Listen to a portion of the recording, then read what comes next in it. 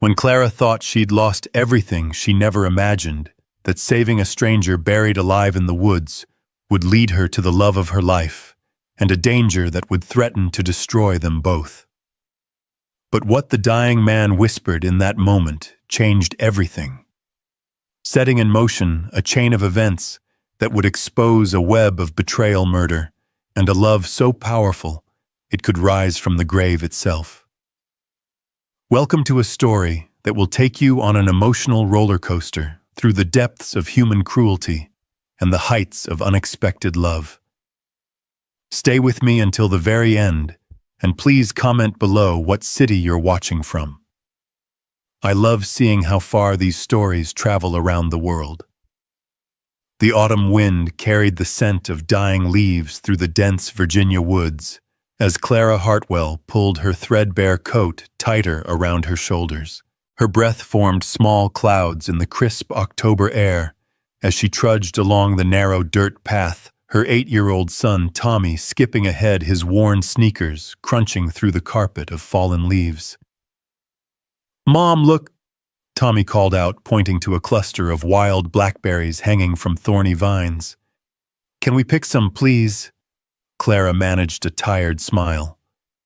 "Just a few, sweetheart. We need to get back before dark." She watched as her son carefully plucked the dark berries, his small fingers stained purple with juice. These walks in the woods behind their rented trailer had become their only escape from the suffocating weight of unpaid bills and eviction notices that seemed to multiply on their kitchen table like some cruel magic trick. 3 months. That's how long it had been since David left, taking with him not just his clothes and his promises, but also what little financial stability they'd managed to scrape together. Clara had been working double shifts at the diner ever since, her feet aching and her heart heavy, but it still wasn't enough. Never enough. "Tommy, stay close," she called as her son wandered further off the path, drawn by something glinting in the fading light. "There's something weird here, Mom." Tommy's voice carried a note of curiosity mixed with concern. I think someone's hurt." Clara's heart lurched as she hurried toward her son's voice, pushing through the low-hanging branches. What she found made her blood run cold. There, partially concealed beneath a mound of freshly turned earth and fallen leaves, was what looked like a shallow grave. But this wasn't the resting place of someone long dead. This was something far more horrifying. A weak, desperate voice emerged from beneath the dirt. "Help, please." "Oh my God," Clara whispered, dropping to her knees beside the disturbed earth. "Tommy, step back, baby." With trembling hands, she began to dig, her fingers scraping against cold soil and dead leaves. The voice grew stronger as she worked, more desperate. "Please. Can't breathe. They buried me." Clara's nails broke as she clawed at the earth, her heart pounding so hard she could hear it in her ears. Slowly, horrifyingly, a pale hand emerged from the dirt, fingers twitching, with what little life remained. "Tommy, run back to the trailer and call 911, she shouted over her shoulder. But her son stood frozen, his young mind struggling to process what he was seeing. "Is he dead, Mom?" Tommy whispered. "Not yet," Clara muttered through gritted teeth, continuing to dig. "Not if I can help it."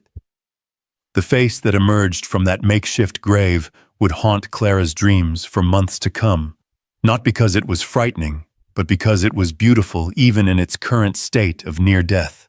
High cheekbones, a strong jaw covered in several days' worth of dark stubble, and eyes that, when they finally opened, were the most startling shade of green she'd ever seen. Those eyes fixed on hers with an intensity that made her breath catch. His lips, cracked and bleeding, moved with tremendous effort. "The ones I trusted," he whispered, his voice barely audible. "They buried me alive." Clara felt something cold settle in her stomach. This wasn't a hiking accident or a case of someone getting lost. This was attempted murder. Don't try to talk, she said softly, brushing dirt from his face with gentle fingers. You're safe now. I'm going to get you out of here. But he gripped her wrist with surprising strength for someone who'd been buried alive. Listen to me, he gasped. My name is Adrian Blackwood. If they find out I'm alive, they'll kill us both. The name hit Clara like a physical blow. Adrian Blackwood. She'd seen that name in the newspapers just last week. The tech billionaire who died in a car accident, whose funeral had been attended by hundreds of mourners and broadcast on national television. You're supposed to be dead, she whispered. A bitter laugh escaped his cracked lips. That was the plan. But they got impatient. Couldn't wait for the car to finish the job. Clara's mind raced. If Adrian Blackwood was supposedly dead, if someone had tried to bury him alive, then whoever was responsible had unlimited resources and absolutely no qualms about murder. And now she and Tommy were witnesses. We have to get you to a hospital, she said, trying to keep the panic out of her voice. No. His grip on her wrist tightened. No hospitals, no police, not yet. They have people everywhere. If word gets out that I survived, then what? Clara demanded. I can't just leave you here to die. Take me somewhere safe. Somewhere they'd never think to look. His green eyes bore into hers with desperate intensity. Please. I know I have no right to ask this of you, but I'll make it worth your while. I swear on my son's life I'll make this right. Son.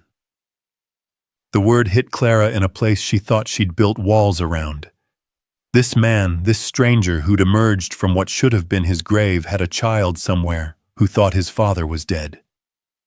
She looked back at Tommy, who was still standing frozen among the trees, his young face pale with shock. Then she looked down at Adrian, this broken man who'd somehow survived what no one should survive and made a decision that would change all their lives forever.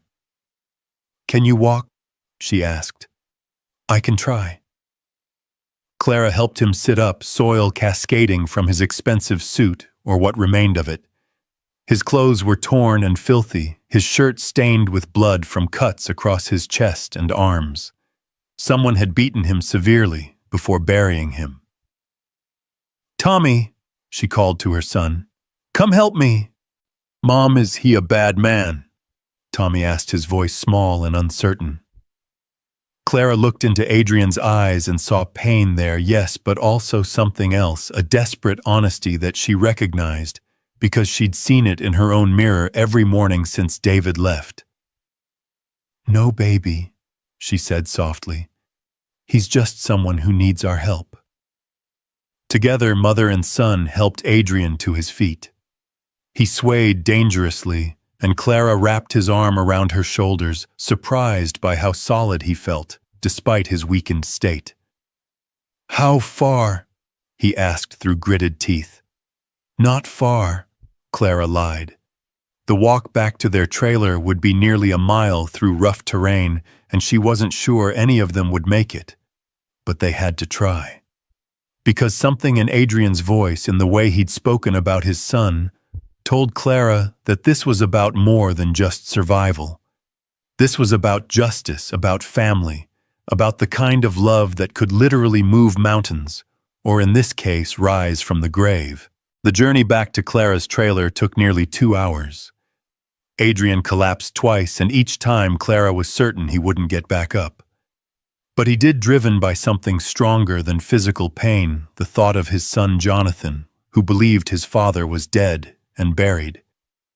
Tell me about him, Clara said, as they rested against a fallen log, trying to keep Adrian conscious. Your son. A ghost of a smile crossed his battered features. Jonathan. He's 10. Loves baseball and astronomy. Wants to be an astronaut when he grows up. His voice broke slightly. I was supposed to take him to see the rocket launch at Kennedy Space Center this weekend. We've been planning it for months. You still can, Clara said firmly. When this is over, when you're better, you'll take him. If he forgives me for leaving him with her, Adrian whispered, and Clara heard a world of pain in those words. My wife, ex-wife now, I suppose, since I'm legally dead. The bitterness in his voice could have cut glass. Verena, she's the one who orchestrated all of this. Her and my best friend Clemens. Clara felt Tommy's small hand slip into hers as her son processed this adult conversation about betrayal and murder. She squeezed his fingers reassuringly, though her own heart was racing. They wanted your money, she said. It wasn't a question. My money, my company, my life, everything. Adrian's breathing was becoming more labored, and Clara knew they needed to move faster.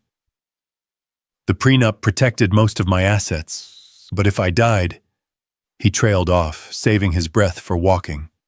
When they finally reached Clara's trailer, it looked even more shabby than usual in the dim porch light. Paint peeling from the aluminum siding steps that sagged under their weight windows that rattled in their frames. Clara felt a flush of embarrassment as she helped Adrian up the steps. I know it's not much, she began, but Adrian cut her off. It's perfect, he said, and the gratitude in his voice was so genuine it brought tears to her eyes. No one would ever think to look for Adrian Blackwood here. Inside, Clara settled Adrian on the small sofa, its cushions worn thin from years of use. Tommy hovered nearby, his eyes wide with a mixture of fear and fascination. Tommy, can you get the first aid kit from the bathroom? Clara asked. And bring some clean towels. As her son scurried away, Clara knelt beside Adrian and began carefully examining his injuries. Bruises covered his torso in varying shades of purple and green, suggesting he'd been beaten over several days. There were rope burns around his wrists and ankles, and a particularly nasty gash across his left temple that was still seeping blood. They kept me in the basement of our summer house in the mountains, Adrian said quietly, as if reading her thoughts. 3 days of convincing me to sign papers transferring my shares to Verena before the divorce was final. But you didn't sign. I signed. His voice was flat, emotionless. After they showed me the video of Jonathan at school, told me how easy it would be for him to have an accident on the playground. Clara's hands stilled on the antiseptic bottle she'd been opening. They threatened your son. They know I'd give up everything for him. Everything except my life, because what good would all that money do him if he grows up thinking his father was a coward who abandoned him? Tommy returned with the first aid supplies, and Clara began the delicate process of cleaning Adrian's wounds. He endured it stoically, though she could see the pain in the tight lines around his eyes. Why didn't they just kill you outright? Tommy asked suddenly, his child's mind cutting straight to the heart of the matter. Clara started to scold him for such a blunt question, but Adrian answered seriously, as if speaking to an adult. Because they needed it to look like an accident. If Adrian Blackwood just disappeared, there would be investigations questions. But a car accident? He shrugged carefully. Tragic, but not suspicious. So they staged your death. Staged it badly, as it turns out. The car went over the embankment too early before the accelerant they'd planted could burn hot enough to destroy dental records. So they had to improvise. His jaw tightened. Clemens suggested they just finish the job the old-fashioned way. But you escaped. I was supposed to be unconscious when they buried me. The drugs they gave me, they didn't account for my tolerance. Years of prescription painkillers after a back injury had made me resistant. Adrian's voice grew darker. I heard everything they said as they shoveled dirt over my coffin. Every word about how they'd comfort my grieving son, how they'd help him move on from his father's memory. Clara finished bandaging the worst of his cuts and sat back on her heels. "What are you going to do?" "I'm going to take back everything they stole. My company, my son, my life." He met her eyes and she saw steel beneath the exhaustion. "But I can't do it alone. I need time to heal, to plan. Somewhere they'll never think to look. You want to stay here? If you'll have me. I know it's asking too much." "It's not," Clara said quickly, surprising herself with the certainty in her voice. "You can stay as long as you need." Tommy looked between them, his young mind processing rapidly. "Are we going to be in danger?" he asked. Clara started to offer empty reassurances, but Adrian spoke first. "Yes," he said honestly. "If they find out I'm alive, if they discover you helped me, you'll be in serious danger. I won't lie to you about that." "Then why should we help you?" Tommy demanded, and Clara was proud of her son's directness, even as her heart ached for the adult concerns he was being forced to confront. Adrian was quiet for a long moment, considering his answer carefully. "Because sometimes doing the right thing is dangerous. Because somewhere out there is a little boy who thinks his father is dead, and he deserves to know the truth. And because—" He looked at Clara, and something passed between them, something electric and unexpected. "Because I think your mother knows what it's like to be betrayed by someone you trusted." Clara felt heat rise in her cheeks. She did know. She knew exactly what it felt like to have your world turned upside down by someone who was supposed to love you. "We'll help," she said firmly. "But we do this smart. No unnecessary risks." "Agreed." Adrian tried to sit up straighter and winced. "There's something else you should know. The car accident. It wasn't the first attempt on my life." Clara felt her blood chill. "What do you mean?" "6 months ago I started getting sick. Stomach pains, nausea, fatigue. The doctors couldn't find anything wrong, but I kept getting worse." Adrian's voice dropped to barely above a whisper. "I had my hair tested privately. Arsenic poisoning in small doses over time." "She was poisoning you?" "Slowly, carefully, but I got suspicious and stopped eating meals at home. That's when they moved to more direct methods." He touched the bandage on his temple gingerly. "The car accident was supposed to be the final solution." Tommy had been listening with the intensity only children could muster when faced with something far beyond their comprehension. "So your wife is really, really bad?" Despite everything, Adrian smiled, the first genuine smile Clara had seen from him. "Really, really bad," he agreed. "And we're going to help you stop her. We're going to try." Clara stood up, her legs shaky from kneeling so long. "You need food and rest. Real rest in a real bed." "The couch is fine." "No."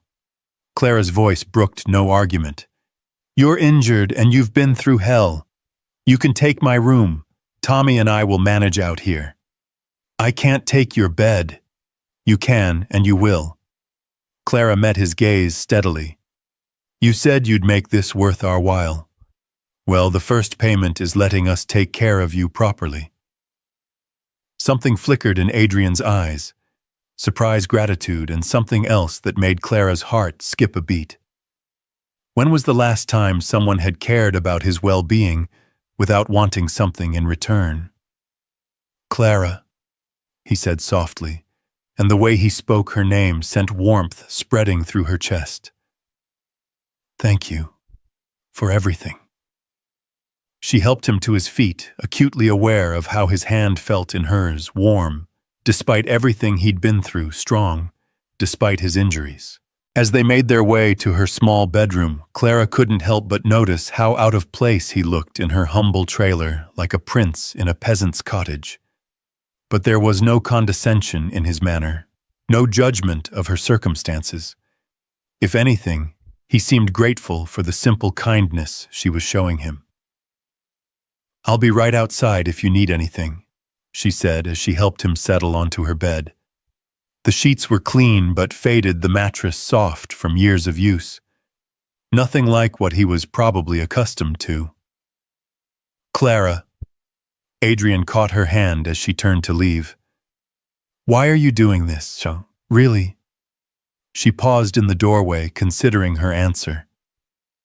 There were so many reasons: compassion for a fellow human being in need, outrage at the injustice of what had been done to him, concern for his son, who thought his father was dead. But beneath all those rational explanations was something else, something that had started the moment their eyes met in that makeshift grave. "Because everyone deserves a second chance," she said finally. "Even millionaires who get buried alive in the woods." His smile was soft and genuine. "Billionaire, actually." "Oh." Clara felt her cheeks warm. "Well, that's a lot of zeros." "It is. But right now, lying here in your bed, wearing your kindness like a blanket, I feel richer than I ever have." Clara's breath caught. She'd been married for 8 years in relationships before that. But no one had ever spoken to her the way Adrian just had, as if her simple acts of kindness were precious gifts rather than basic human decency. "Get some sleep," she said softly. "Tomorrow we'll figure out how to bring you back from the dead." As she closed the bedroom door behind her, Clara leaned against it for a moment, her heart racing. What had she gotten herself and Tommy into? Harboring a man who was supposed to be dead, helping him plot against people who had already tried to kill him once. "Mom?" Tommy's voice interrupted her spiraling thoughts. "Are you okay?" Clara looked at her son sitting on the couch in his pajamas and felt a surge of fierce protectiveness. "I'm fine, baby. Are you?" "I think so." Tommy was quiet for a moment. "He's not what I expected a rich person to be like." "What did you expect?" "I don't know. Mean maybe like he thought he was better than us." Tommy pulled his knees up to his chest. "But he talks to me like I'm a real person, not just a kid." Clara felt her heart clench. David had never talked to Tommy that way, even when they were married. He'd always treated her son like an inconvenience, an obstacle to be tolerated, rather than a person to be cherished. "Some people are good," she said, settling beside Tommy on the couch. "No matter how much money they have or where they come from. And some people—" She thought of Verena Blackwood poisoning her husband while planning his murder. "Some people aren't." "Do you think we're doing the right thing?" Tommy asked. Clara pulled her son close, breathing in the familiar scent of his shampoo. "I think we're doing what feels right in our hearts. Sometimes that's all we can do." They made beds on the couch using spare blankets and pillows, but Clara found herself staring at the ceiling long after Tommy had fallen asleep beside her. Every creak of the old trailer made her jump. Every distant sound made her wonder if somehow Adrian's would-be killers had tracked them down. But beneath the fear was something else, an excitement she hadn't felt in years. For the first time since David left, since the bills started piling up, and the eviction notices began arriving, Clara felt like she was part of something important. Something that mattered beyond just surviving from day to day. In the morning, she would start helping Adrian plan his resurrection. They would figure out how to expose the people who had betrayed him, how to reclaim his life and reunite him with his son. It would be dangerous, probably impossible, and almost certainly insane. But as Clara finally drifted off to sleep, she found herself smiling. Because sometimes the most impossible things were the ones most worth fighting for.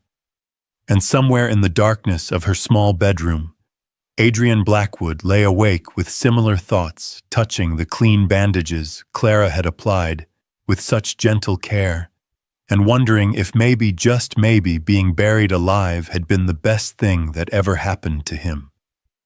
because it had led him to her. The morning light filtering through Clara's thin curtains revealed just how much Adrian's appearance had improved after a night of real rest. The deathly pallor had faded from his skin, and though the bruises remained vivid, reminders of his ordeal, his green eyes held a sharpness that hadn't been there the night before. Clara found him sitting on the edge of her bed, carefully testing his range of motion as he rotated his shoulders. He'd removed his torn shirt, and she couldn't help but notice the lean muscle beneath the tapestry of bruises. This wasn't the soft body of a man who'd spent his life behind a desk. "You should still be resting," she said from the doorway, trying to keep her voice clinical despite the way her pulse quickened at the sight of him. "I've rested enough."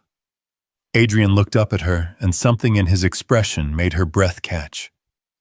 "Thank you, Clara. For the bed, for everything. I haven't slept that well in, God, I can't remember how long." There was an intimacy to the moment, him half-dressed in her bedroom morning light, casting shadows across his face that made Clara acutely aware of how long it had been since she'd felt desired by anyone. She pushed the thought away quickly. "Are you hungry?" she asked, retreating toward the kitchen. "I don't have much, but whatever you have is perfect." Adrian followed her, moving slowly but steadily. "I'm not exactly in a position to be picky." Tommy was already at the small kitchen table demolishing a bowl of cereal while studying Adrian with unconcealed fascination. "Do you really own a whole company?" he asked between spoonfuls. "I did," Adrian said, settling carefully into the chair across from Tommy. "Blackwood Technologies. We develop software for medical devices, security systems, things like that." "Did you invent stuff?" A genuine smile crossed Adrian's face. "Some things. Mostly I found brilliant people and gave them the resources to invent amazing things." Clara set a plate of scrambled eggs and toast in front of Adrian, noting how his hands trembled slightly as he picked up the fork. The after effects of whatever drugs they'd used on him, she guessed. "Tell me about Verena," she said, settling into the third chair with her own modest breakfast. "How long were you married?" Adrian's expression darkened. 5 years. We met at a charity gala. She was there representing her father's foundation. Beautiful, charming, everything I thought I wanted in a wife. He took a careful bite of eggs. "I was such an idiot." "You loved her." "I thought I did. But looking back," Adrian shook his head, "I think I loved the idea of her, the perfect family she represented. Verena knew exactly what to say, how to be what I needed her to be." "When did you realize something was wrong?" "Gradually, then all at once." Adrian's voice grew distant. "Little things at first. She'd ask detailed questions about my business dealings, always claiming she was just interested in my work. She started suggesting changes to my will, my insurance policies. Said it was for Jonathan's protection. But it wasn't. No, she was systematically positioning herself to inherit everything if something happened to me. And when that wasn't moving fast enough." He touched the healing cut on his temple. "She decided to speed up the timeline." Tommy had been listening with the intensity children brought to adult conversations they weren't supposed to understand. "What about your son? Where is he now?" Pain flickered across Adrian's features. "With Verena. She has full custody now that I'm legally dead. Jonathan thinks his father died in a car accident and was cremated." His voice broke slightly. "He thinks there's nothing left of me to even visit." Clara reached across the table without thinking, covering Adrian's hand with hers. The contact sent electricity up her arm, and she saw something flicker in his eyes that matched what she was feeling. "We'll get him back," she said firmly. "But first we need to figure out exactly what we're dealing with." Who else is involved besides Verena and Clemens? Adrian's fingers turned under hers palm to palm, and neither of them pulled away. Clemens Reeves, my best friend since college, best man at my wedding, Jonathan's godfather. I trusted him with everything. The bitterness in his voice was corrosive. He's been sleeping with Verena for at least 2 years, probably longer. How do you know? Security cameras in my home office picked up more than business meetings. I found the footage after I started getting suspicious about the poisoning. Adrian's jaw tightened. They weren't exactly discreet once they thought I was dying. Clara felt sick. They were planning your murder while having an affair in your own house. Clemens knew every detail of my security protocols, my business accounts, even my medical information. He's the one who suggested the arsenic said it would look like a rare autoimmune condition. Adrian's hand tightened in hers.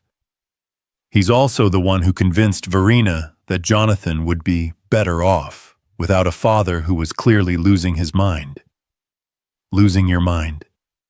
Part of their plan. As the arsenic built up in my system, I became paranoid, forgetful, prone to outbursts. They used that to paint me as an unfit father and unstable business leader. By the time I figured out what was happening, half my own board of directors thought I was having a nervous breakdown. Tommy pushed his empty cereal bowl away. So, they made everyone think you were crazy, then they tried to kill you. That's about the size of it, yes. Clara studied Adrian's face, seeing past the physical injuries to the deeper wounds beneath. How long do we have before they realize the burial didn't work? Not long. They'll want to make sure the job was finished, especially after the car accident didn't go according to plan. Adrian released her hand reluctantly and stood moving to the small window that overlooked the woods. Clemens is thorough. He'll check the grave within a day or two.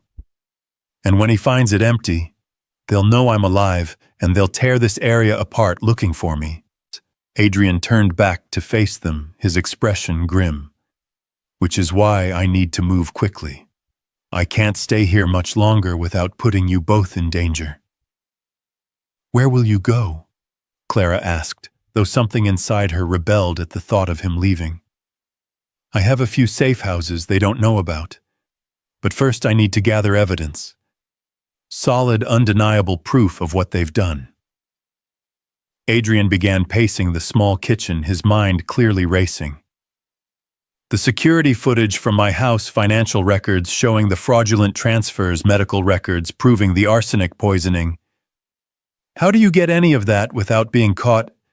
Very carefully. Adrian stopped pacing and looked directly at Clara. And probably not without help. What kind of help? The kind that involves considerable risk to anyone providing it. Adrian's voice was careful, measured. I won't ask you to do anything dangerous, Clara. You've already done more than enough.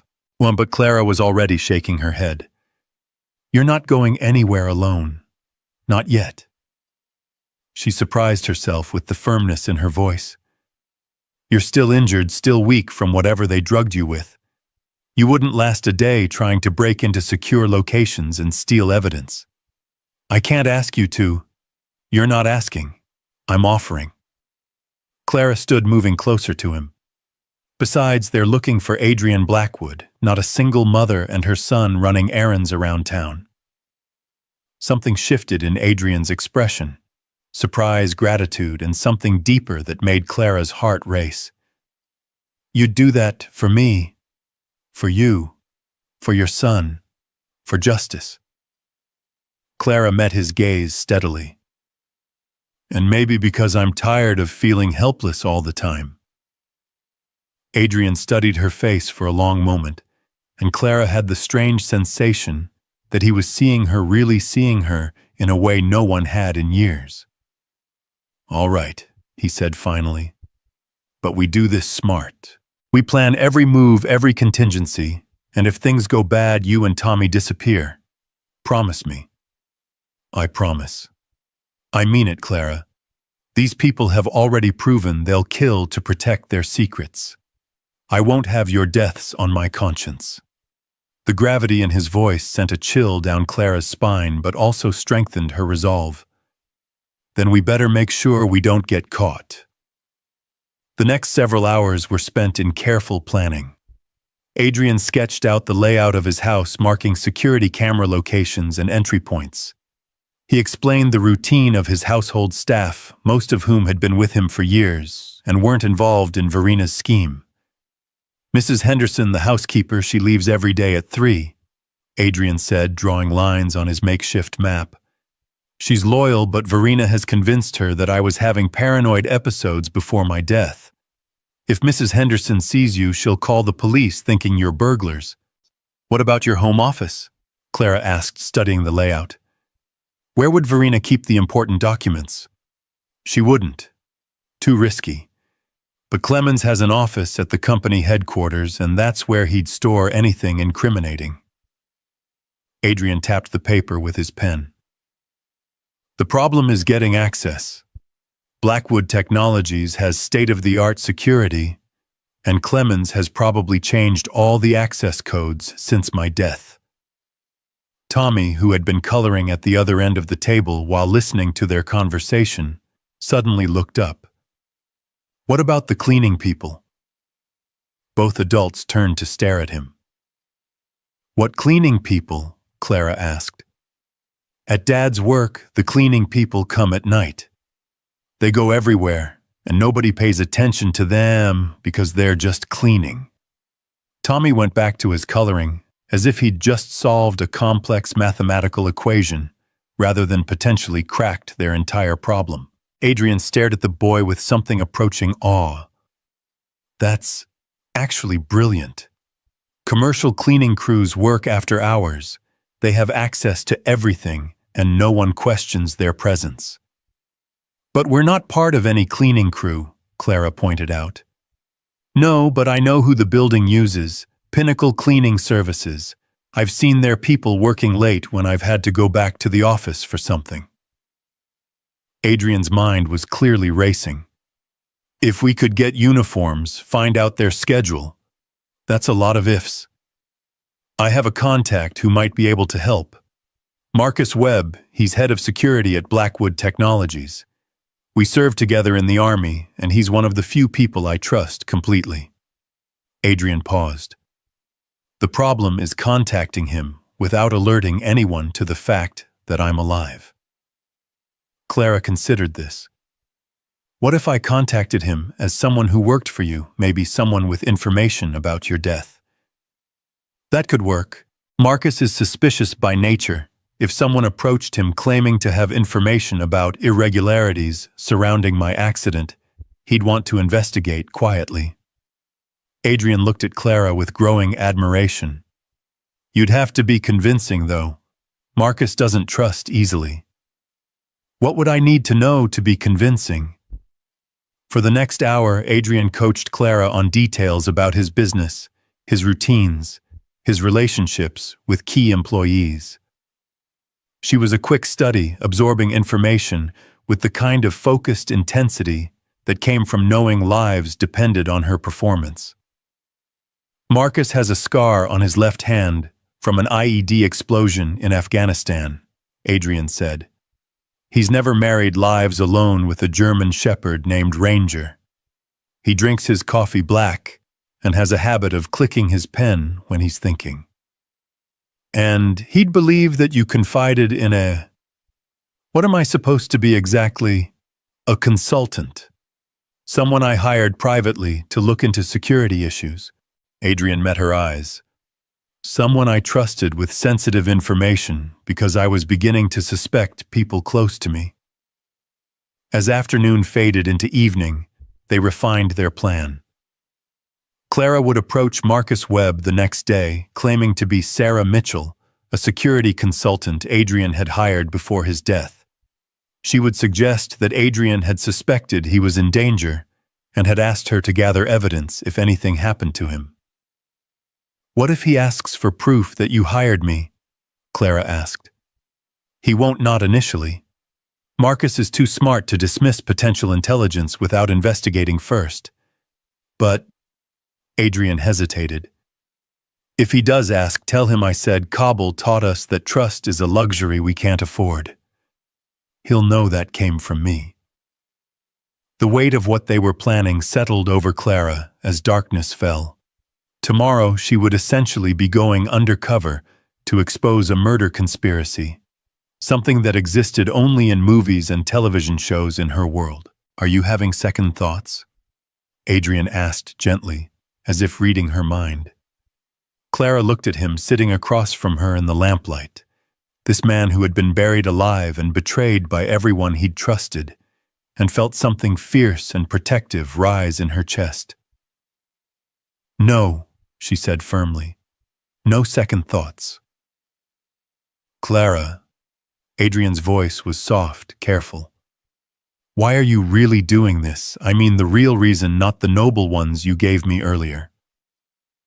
Clara was quiet for a long moment, searching for words that could explain the complex mix of emotions driving her actions.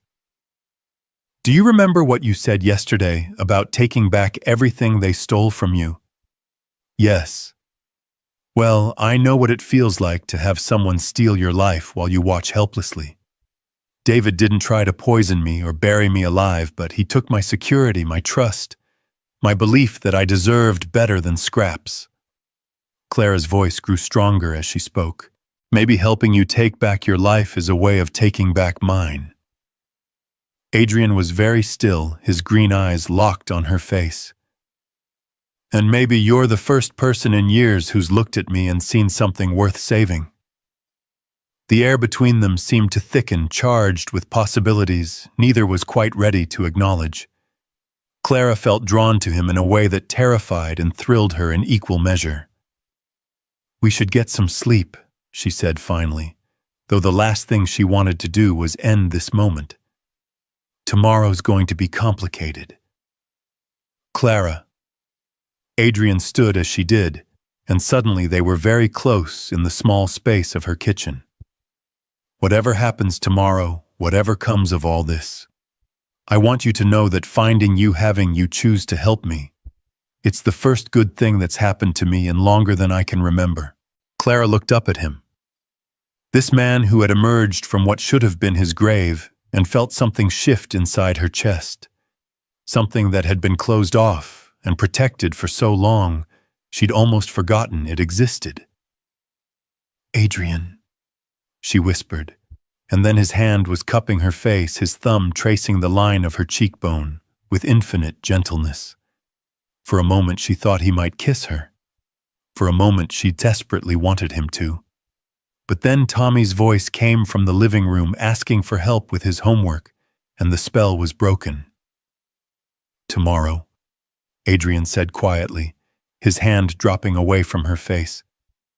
We'll figure out tomorrow, and then, Clara asked, though she wasn't sure she was ready for his answer. And then maybe we'll both have a chance at the life we deserve. As Clara helped Tommy with his math problems, she was acutely aware of Adrian moving quietly around her small home, testing locks, checking sight lines from the windows. He moved like someone accustomed to danger, someone who understood that survival often depended on preparation and vigilance. Is he going to stay with us forever? Tommy asked quietly, glancing toward the kitchen, where Adrian was studying building layouts by lamplight. I don't know, sweetie. Probably not forever. I hope he stays a while, Tommy said, surprising her. I like him. He doesn't talk to me like I'm stupid. Clara's heart clenched. You're not stupid, Tommy. Never think that. I know, but most grown-ups act like kids can't understand anything important. Tommy erased a wrong answer and tried again. He talks to me like Dad should have. The simple observation hit Clara harder than she'd expected. David had never shown interest in Tommy's thoughts or opinions, had never treated him as anything more than an inconvenience to be managed. But Adrian, a virtual stranger dealing with his own life-threatening crisis, had taken time to answer Tommy's questions seriously, to include him in conversations rather than dismissing him. Maybe that's because he has a son of his own, Clara said carefully. Maybe. Or maybe he's just a better person than Dad was. From the mouths of babes, Clara thought watching her son work through his math problems with renewed focus. Sometimes children saw things with a clarity that adults spent years trying to rationalize away. Later, after Tommy had gone to bed, Clara found Adrian sitting at her kitchen table surrounded by papers, covered in diagrams, notes, and what looked like architectural sketches. "Planning our heist?" she asked, settling into the chair beside him. "Something like that." Adrian looked up from his work, and Clara noticed the exhaustion that lingered around his eyes despite his improved appearance. "I've been thinking about what happens after we get the evidence. Even if we can prove everything Verena and Clemens have done, taking them down won't be simple." "What do you mean?" "They've had months to consolidate power to place their allies in key positions. Clemens is now acting CEO of my company, and Verena has legal guardianship of Jonathan. Even with proof of their crimes unwinding, all of that will take time." Adrian rubbed his temples wearily. "Time during which they could disappear, take Jonathan with them." Clara felt a chill of fear.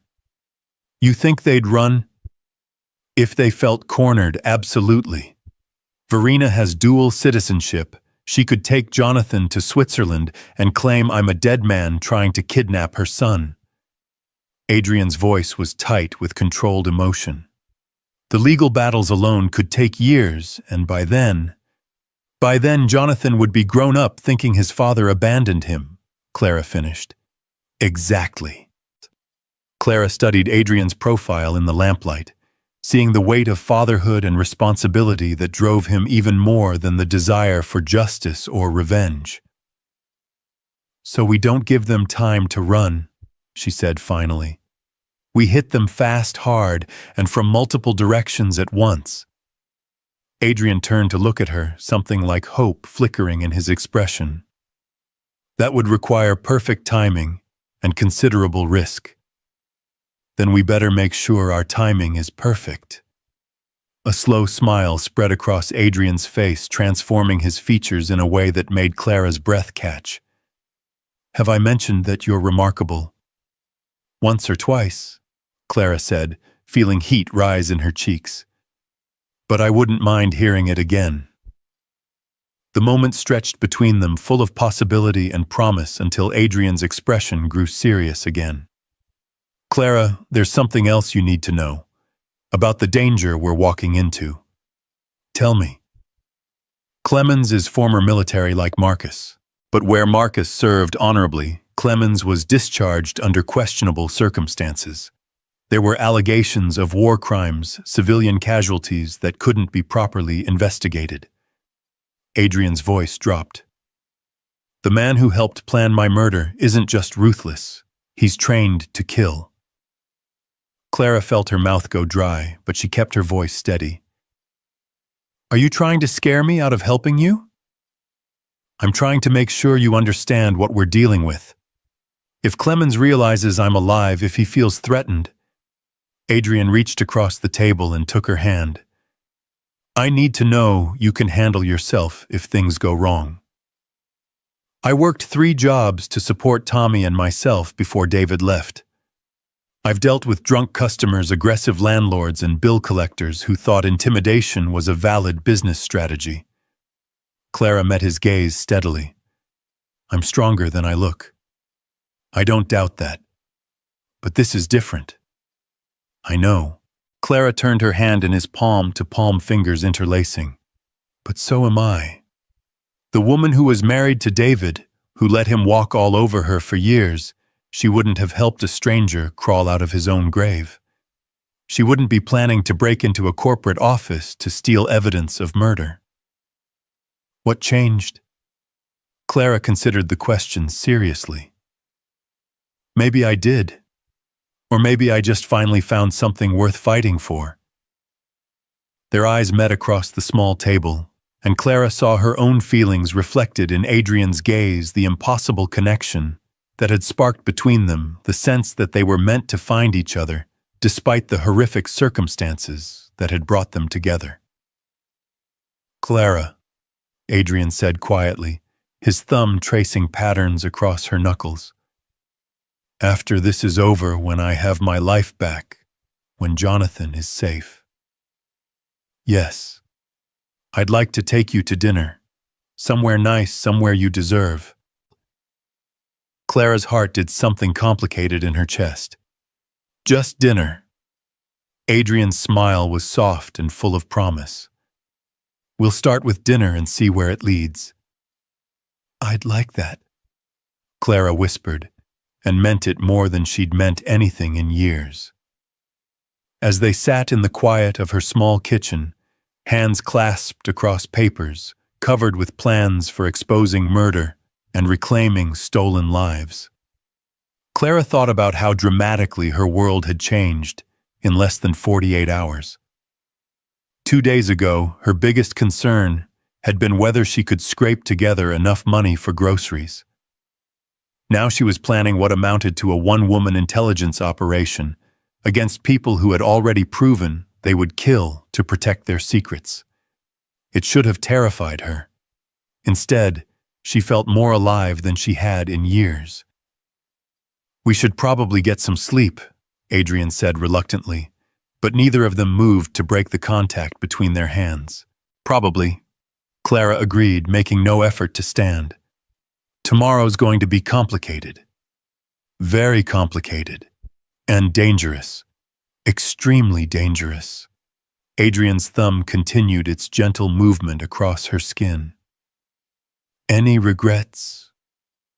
Clara thought about her quiet life, her simple routines, the safety of staying invisible and unremarkable.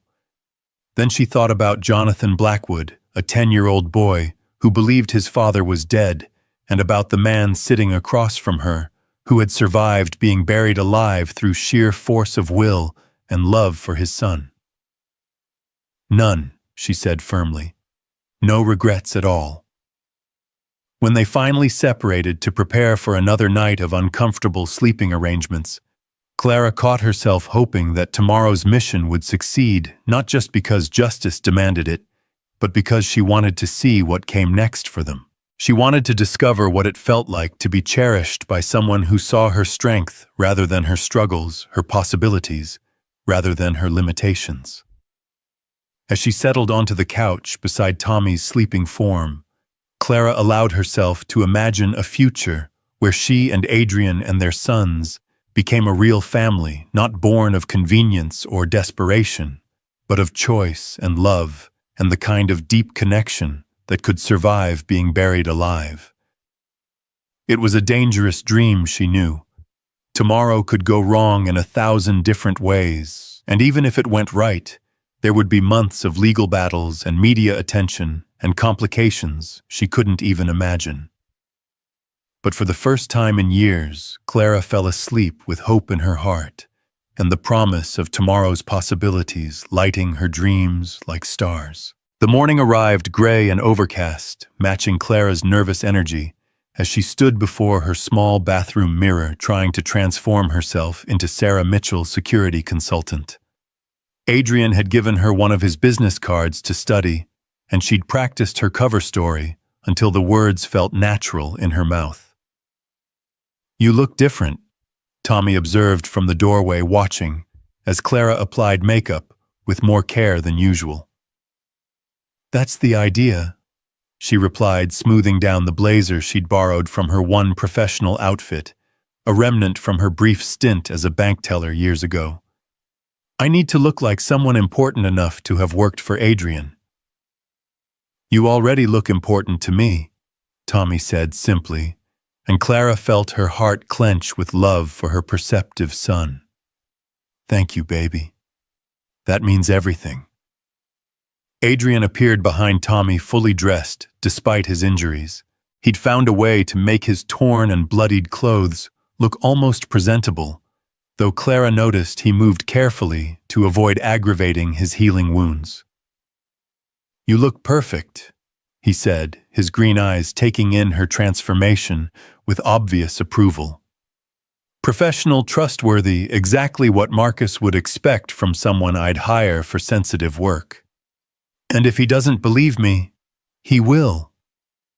Adrian's confidence was reassuring, even as Clara's stomach churned with anxiety. Marcus has good instincts about people.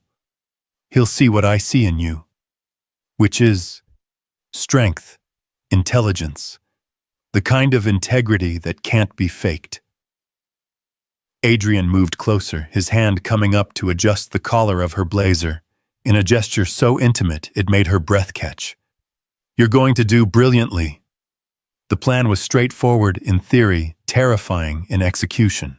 Clara would drive to Blackwood Technologies and request a meeting with Marcus Webb, claiming to have urgent information about Adrian's death.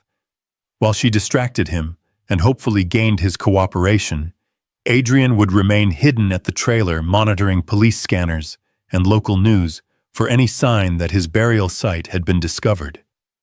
If something goes wrong, Adrian said, as Clara gathered her purse and keys, if you feel unsafe at any point, you walk away.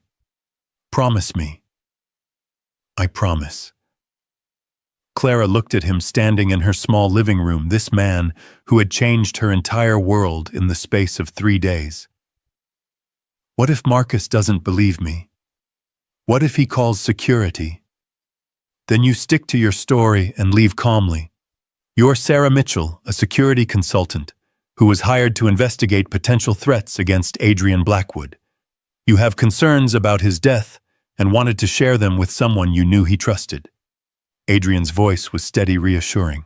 Even if Marcus is suspicious, he won't do anything rash until he's had time to verify your story. Tommy hugged Clara goodbye, whispering, "Be careful, Mom," in her ear, with a solemnity that reminded her how much danger they were all in. Then Adrian walked her to her car, his hand on the small of her back, a touch that sent warmth spreading through her, despite her fear. "Clara," he said, as she opened the driver's door, "whatever happens today, I want you to know that meeting you, having you choose to help me, it's given me something I thought I'd lost forever." "What's that?" "Hope." His hand cupped her face gently, thumb tracing her cheekbone. "Hope that there are still good people in the world. Hope that maybe I deserve a second chance at happiness." For a moment, Clara thought he might kiss her. For a moment, she desperately wanted him to.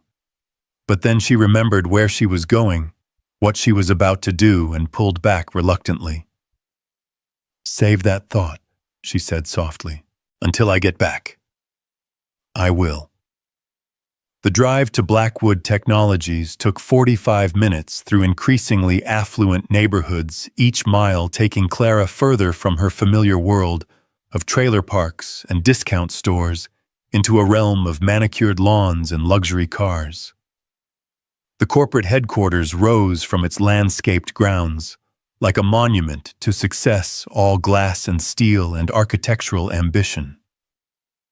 Clara sat in her car in the visitor parking lot for several minutes, studying the building and trying to calm her racing heart. Security cameras tracked her from multiple angles, and she could see guards stationed at the main entrance. This wasn't going to be as simple as walking in and asking to speak with someone. Taking a deep breath, Clara straightened her shoulders and walked toward the main entrance with as much confidence as she could muster. The lobby was impressive: marble floors, soaring ceilings, and a reception desk that probably cost more than Clara made in a year. "Good morning," she said to the receptionist, a polished young woman who looked like she'd stepped out of a fashion magazine. "I need to speak with Marcus Webb regarding urgent security matters related to Adrian Blackwood's death." The receptionist's expression shifted from professional courtesy to sharp attention. "Do you have an appointment, Ms. Mitchell?" "Sarah Mitchell. And no, I don't have an appointment, but Mr. Webb will want to hear what I have to say." Clara leaned forward slightly, lowering her voice. "I was working for Mr. Blackwood before his death, investigating potential security threats. I have information that suggests his accident may not have been accidental. The receptionist's eyes widened slightly. One moment, please. She picked up her phone and spoke in hushed tones, glancing frequently at Clara. After several minutes, she hung up and nodded. Mr. Webb will see you. Third floor suite 301. The elevator is just past the security checkpoint. Clara's relief was palpable as she passed through the metal detectors and took the elevator to the third floor. So far, Adrian's assessment of Marcus Webb's character seemed accurate. He was at least willing to listen to potential intelligence about his former boss's death. Suite 301 was clearly a security office with multiple monitors displaying feeds from cameras throughout the building.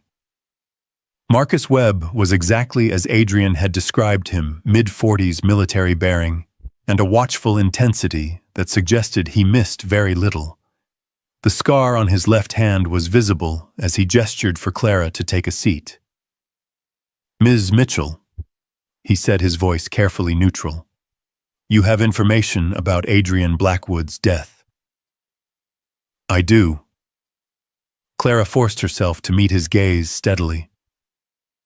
Mr. Blackwood hired me 3 weeks before his death to conduct a discreet security assessment.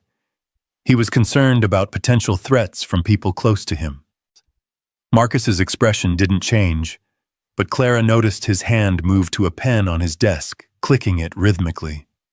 What kind of threats? He suspected someone was accessing his personal files, possibly monitoring his communications. He also mentioned concerns about his wife's behavior and that of his business partner, Clemens Reeves. Clara paused, watching Marcus's reaction. I was supposed to deliver my preliminary findings the week he died. And what were those findings? Clara took a breath, knowing this was the crucial moment. Evidence of unauthorized access to his personal accounts, suspicious financial transfers, and what appeared to be surveillance of his daily routines by someone with intimate knowledge of his schedule. Marcus was very still, his pen clicking steadily. Do you have proof of these findings? Some. But I believe there's more evidence to be found, particularly in Mr. Reeves's office. Clara leaned forward slightly. Mr. Blackwood was very specific about wanting me to investigate that office if anything happened to him. Why come to me with this information? Because Mr. Blackwood said you were the only person at this company he trusted completely. He said if something happened to him, I should bring my findings to you because you'd know what to do with them.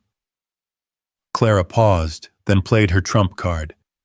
He said to tell you that Cobble taught him trust is a luxury he couldn't afford. Marcus went completely still, his pen falling silent. Clara held her breath, waiting for his reaction. That's something Adrian would say, Marcus said finally, his voice rough with emotion. Jesus Christ. You're telling me someone murdered him? I'm telling you that his death was very convenient for some people, and the evidence I was gathering suggests it may not have been the accident everyone believes. Clara kept her voice steady despite her racing heart. I need access to Clemens Reeves's office to complete my investigation. Marcus stood abruptly, pacing to the window that overlooked the company parking lot. Clemens has been acting CEO since Adrian's death. He's consolidated a lot of power very quickly, made personnel changes, altered security protocols. What kind of changes? New access codes, different cleaning schedules, revised financial authorization procedures. Marcus turned back to face her. Changes that someone planning to steal company assets might make to cover their tracks. Clara felt a surge of excitement. Marcus was believing her story, seeing the connections she was suggesting. Can you get me access to his office? Not during business hours. Too many people around, too many questions. Marcus returned to his desk, his military training evident in his quick decision-making process. But the cleaning crew works tonight. Pinnacle Cleaning Services, they're here from 9 p.m. to 5 a.m. Could you get me added to their roster temporarily? Marcus studied her face intently. This is serious business, Ms. Mitchell. If you're right about Adrian being murdered, then you're talking about exposing people who've already killed once. They won't hesitate to kill again. I understand the risks. Clara met his gaze steadily. But I owe it to Mr. Blackwood to finish the job he hired me to do. All right. Marcus made his decision with the same swift certainty Adrian had described. I can get you a Pinnacle uniform and ID badge, but you go in, get what you need, and get out.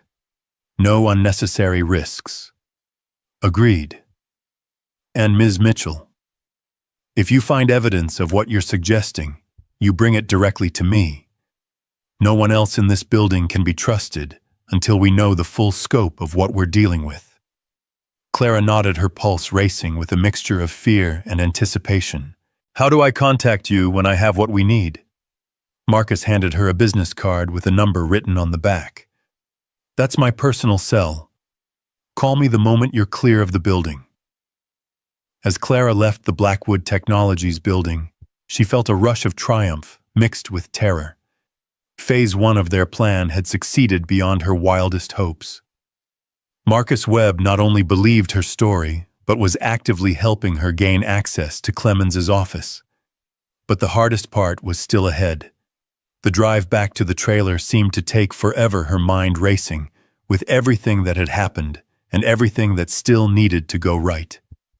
When she finally pulled into her driveway, Adrian was waiting on the porch, his face tight with worry. How did it go? He asked, before she was even out of the car. Better than we hoped. Clara felt herself grinning as the adrenaline of successful deception flooded her system. Marcus believed every word. He's going to get me into the building tonight. Adrian's expression shifted from worry to amazement to something that looked like pride. You did it. You actually convinced him.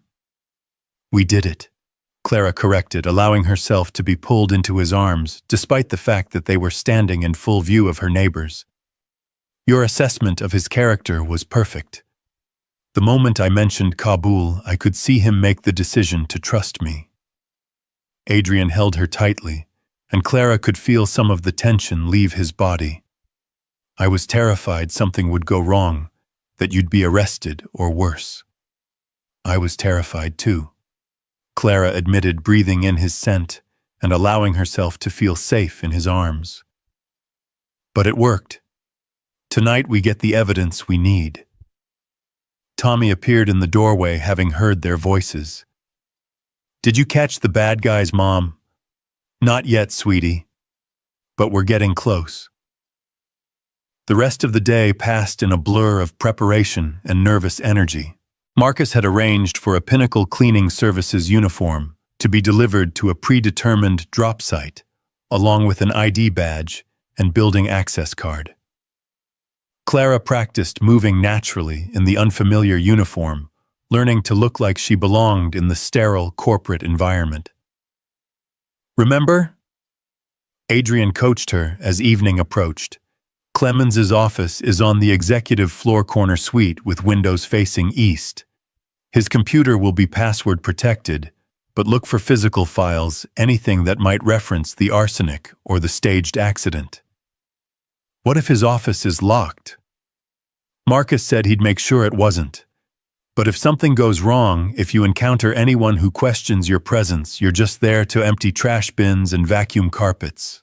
Nothing more. Clara nodded, trying to project more confidence than she felt. And you'll be monitoring the police scanner, every frequency. If there's any sign that they've discovered the burial site, any indication that they know I'm alive, I'll call you immediately. Adrian's expression was grave. If that happens, you abort the mission and get out of there as fast as possible. As darkness fell, Clara changed into the cleaning service uniform, the polyester fabric rough against her skin. The ID badge felt heavy clipped to her shirt, and she found herself touching it nervously, as if it might disappear. You look like you belong there, Adrian said, studying her transformation. Professional invisible. Exactly what you need to be. I don't feel invisible. I feel like I'm wearing a neon sign that says fraud. That's normal. The key is to act like you have every right to be there because tonight you do. Adrian moved closer, his hands coming up to rest on her shoulders. Clara, I need you to know something before you go. What? If this goes wrong, if something happens to you because of me, his voice was rough with emotion. I'll never forgive myself. Nothing's going to happen to me. Clara reached up to touch his face, feeling the roughness of his stubble against her palm. I'm going to get the evidence, expose what they did to you, and then we're going to figure out what comes next for us. Us, Adrian repeated as if testing the word. I like the sound of that. So do I. This time when Adrian leaned down to kiss her, Clara didn't pull away. His lips were soft against hers, gentle but insistent, and she felt something inside her chest bloom like a flower opening to sunlight. The kiss was everything she'd dreamed it might be: tender, passionate, full of promise and possibility. When they finally broke apart, both were breathing hard. That's for luck, Adrian said softly. I'll take all the luck I can get. The Blackwood Technologies building looked different at night, its glass facade lit from within like a beacon against the dark sky. Clara sat in her car in the Pinnacle Cleaning Services section of the parking lot, watching other uniformed workers make their way toward the employee entrance. Her heart was pounding so hard, she was sure everyone around her could hear it. At exactly 9 p.m., she joined the stream of cleaning personnel entering the building. Her ID badge worked perfectly, and none of the security guards gave her a second glance. To them, she was just another invisible worker there to maintain the pristine corporate environment. The elevator ride to the executive floor felt endless, and Clara forced herself to breathe steadily as the numbers climbed. When the doors opened, she found herself in a hallway lined with impressive offices, each bearing a nameplate that spoke of corporate power and influence. Clemens Reeves's office was exactly where Adrian had said it would be, and to Clara's relief, the door was unlocked. She slipped inside, quickly closing the door behind her and taking a moment to orient herself in the dimly lit space. The office was larger than her entire trailer, with floor-to-ceiling windows offering a view of the city lights.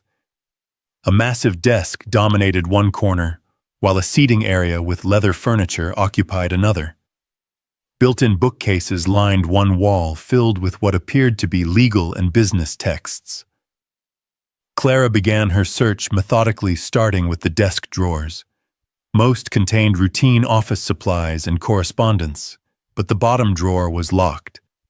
She examined it carefully, wishing she had Adrian's expertise with security systems.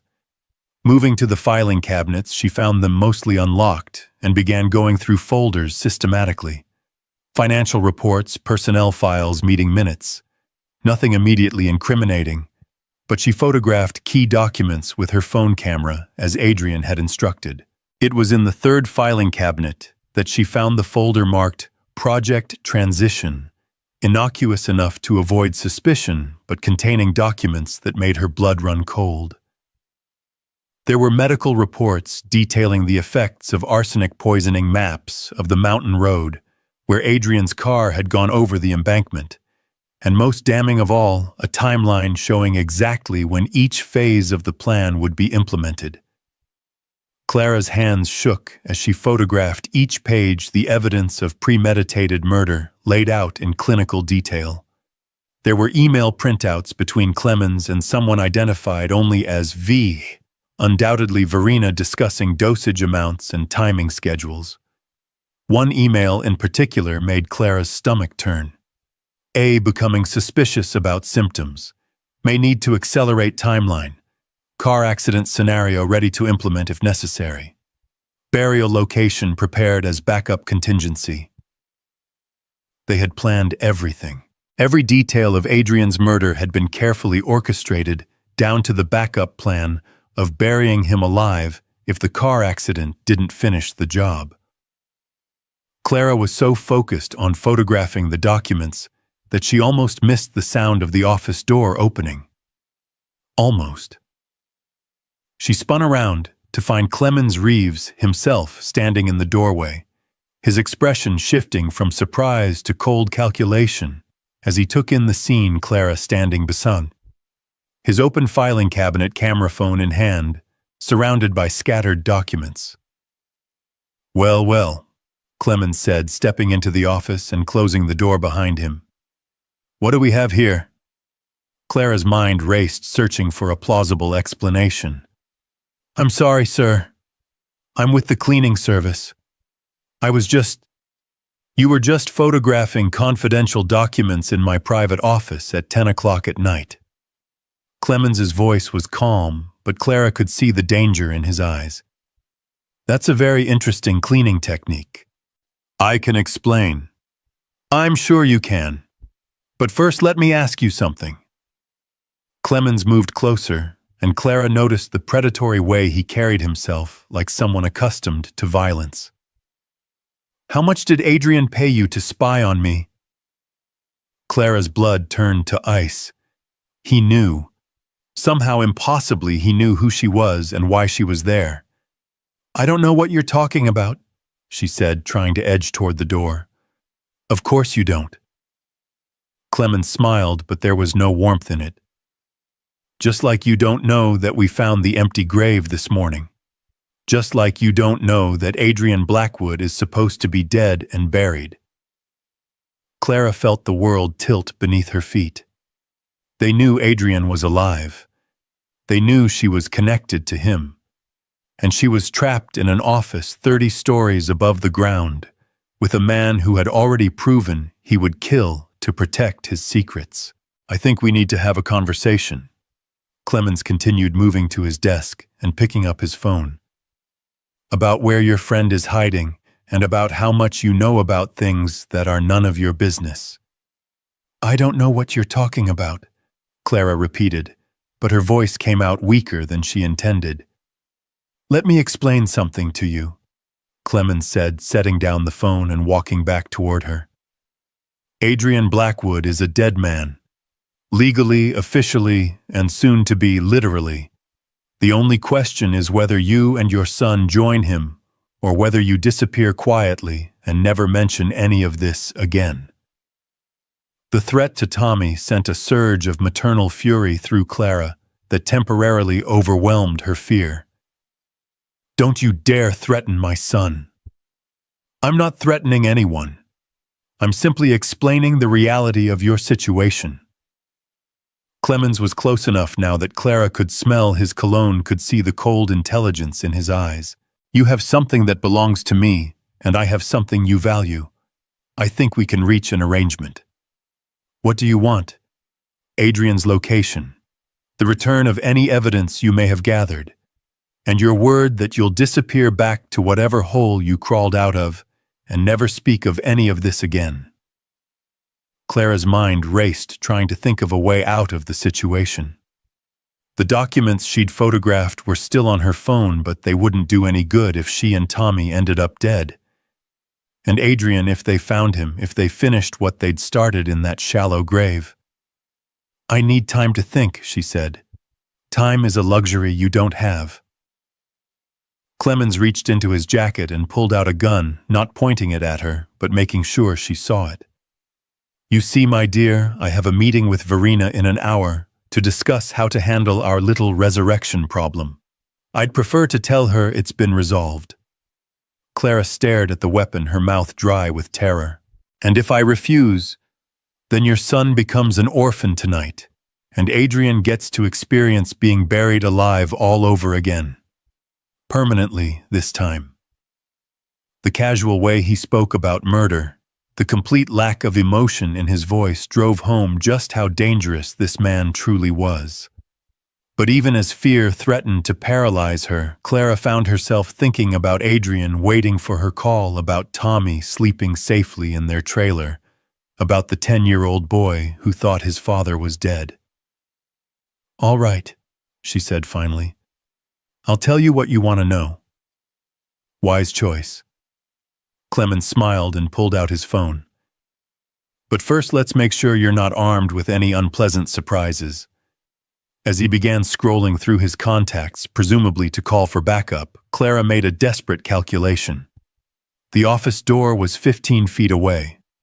The gun was in Clemens's right hand, his phone in his left. If she moved fast enough, if she could catch him off guard. Actually, she said, taking a small step backward, there's something else you should know.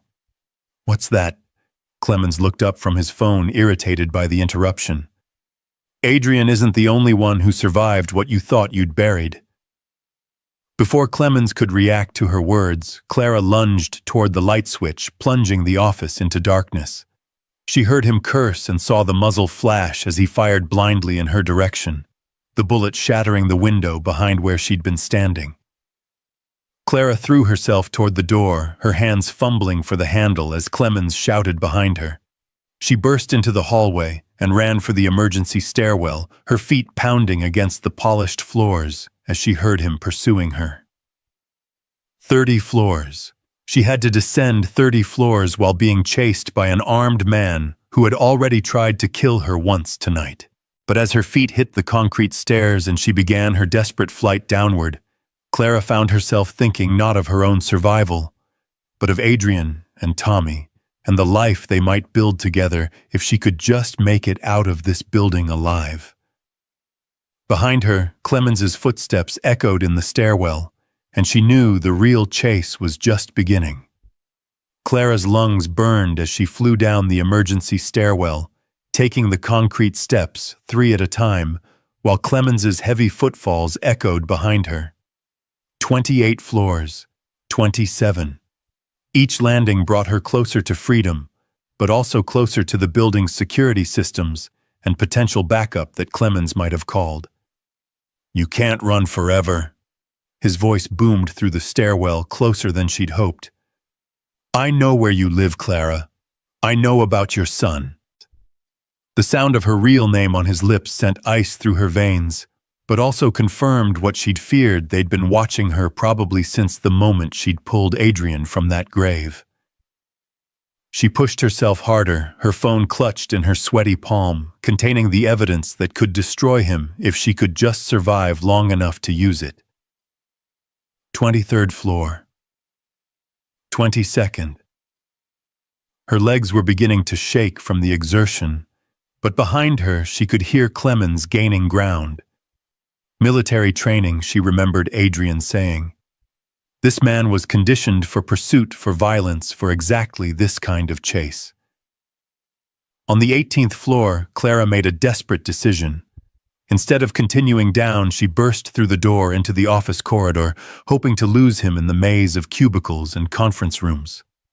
The floor was dark except for emergency lighting casting eerie shadows that could either hide her or reveal her position. She crouched behind a reception desk, trying to control her ragged breathing while listening for Clemens's approach.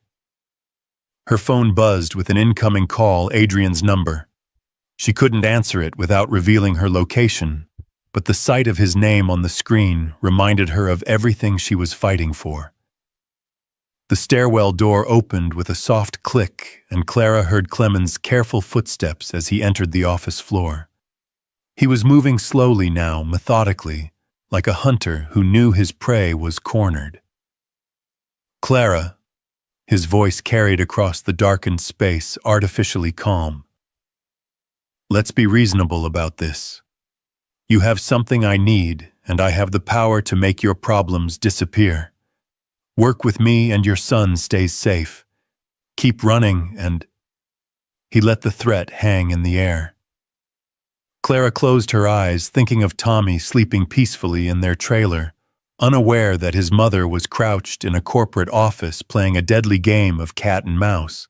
She thought of Adrian probably pacing their small living room in agony as her phone continued to ring unanswered. Most of all, she thought of Jonathan Blackwood, a little boy who deserved to have his father back. Opening her eyes, Clara looked around the reception area and spotted something that might help: a fire alarm mounted on the wall just a few feet away. If she could reach it without being seen, the chaos might give her the distraction she needed to escape. I know you're here. Clemens continued, his voice moving closer. And I know you're scared. But think about this logically. Adrian is already a dead man legally and soon to be literally. Nothing you do tonight will change that. But you and your son can still walk away from this. Clara waited until his voice seemed to come from the far side of the floor, then made her move. She lunged for the fire alarm and yanked the handle with all her strength. Immediately, piercing sirens filled the building. Emergency lights began flashing, and automated announcements started broadcasting evacuation instructions. The chaos was exactly what she'd hoped for. Clara ran for the nearest exit, using the confusion and noise to mask her movement. Behind her, she heard Clemens cursing, but the alarm system was working in her favor. Security personnel would be responding to the fire alert, and he couldn't pursue her openly without raising questions. She reached the main stairwell as security guards were beginning to flood upward, checking floors and coordinating the evacuation. Clara joined the stream of confused cleaning personnel and late-night workers being ushered toward the exits, just another employee following emergency protocols. "Move quickly, but don't run," a security guard called out. "Proceed to the nearest exit in an orderly fashion." Clara forced herself to walk normally, despite every instinct screaming at her to sprint. As they descended, she caught glimpses of Clemens several floors above, arguing with security personnel who were trying to evacuate him along with everyone else. His gun was hidden now, his corporate persona back in place, but she could see the fury in his rigid posture. The lobby was controlled chaos as emergency responders arrived and building personnel coordinated the evacuation. Clara moved with the crowd toward the main exit, her heart hammering as she waited for someone to grab her to expose her as the cause of the emergency. But she was invisible again, just another worker caught up in an unexpected building alarm. Outside fire trucks were arriving with sirens wailing, adding to the confusion. Clara walked quickly but steadily toward the parking area, resisting the urge to run until she was sure she was out of sight.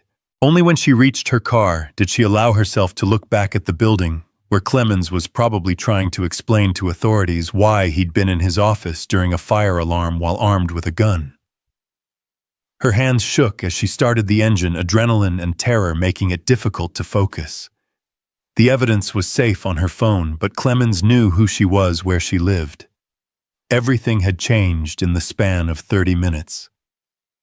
Clara's phone rang again as she pulled out of the parking lot Adrian's number. This time she answered. "Clara, thank God." His voice was tight with worry.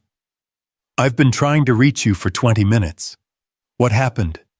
"It went wrong," she said, her voice shaking as the reality of what had just occurred hit her. "Clemens was there. He knows I have the evidence, and Adrian, he knows you're alive." Silence on the other end of the line, then Adrian's voice deadly calm. "Are you hurt?" "No, but he threatened Tommy. He said he knows where we live." Clara had to pull over as tears of fear and rage blurred her vision. "He's going to come after us." "Listen to me carefully." Adrian's voice was steady, grounding her panic. "You're not going home. It's not safe. Drive to the Walmart on Route 15, the one that's open 24 hours. Park near the main entrance where there are cameras and witnesses. I'll meet you there." "What about Tommy?" "I'll get him. They don't know about the connection between us yet, and they won't expect me to risk exposure by going to the trailer." His voice was grim with determination. "But Clara, we're past the point of playing it safe. If they know you have evidence, if they're willing to kill to protect their secret, they'll come after all of us," Clara finished. "Yes, which means we accelerate our timeline. We use what you found tonight to force their hand before they can disappear." Clara wiped her eyes and pulled back onto the road, driving toward the designated meeting point while her mind raced. "I got everything, Adrian. Documents proving they planned it all, the arsenic poisoning, the car accident, even the burial site. It's all there in black and white." "You did it," he said, and she could hear the amazement in his voice. "You actually got the proof we need." "But at what cost? Now they know we're onto them, and they'll be desperate to tie up loose ends." "Desperate people make mistakes," Adrian said grimly. "And Clemens just made a big one by revealing himself to you in that office. He can't explain his presence there during a fire alarm without raising questions, especially if security footage shows him pursuing you." Clara reached the Walmart parking lot and found a spot under bright lights near the main entrance. The familiar sight of late-night shoppers and employees gave her a small measure of comfort. Normal people living normal lives, unaware of the deadly drama playing out around them. "I'm here," she told Adrian.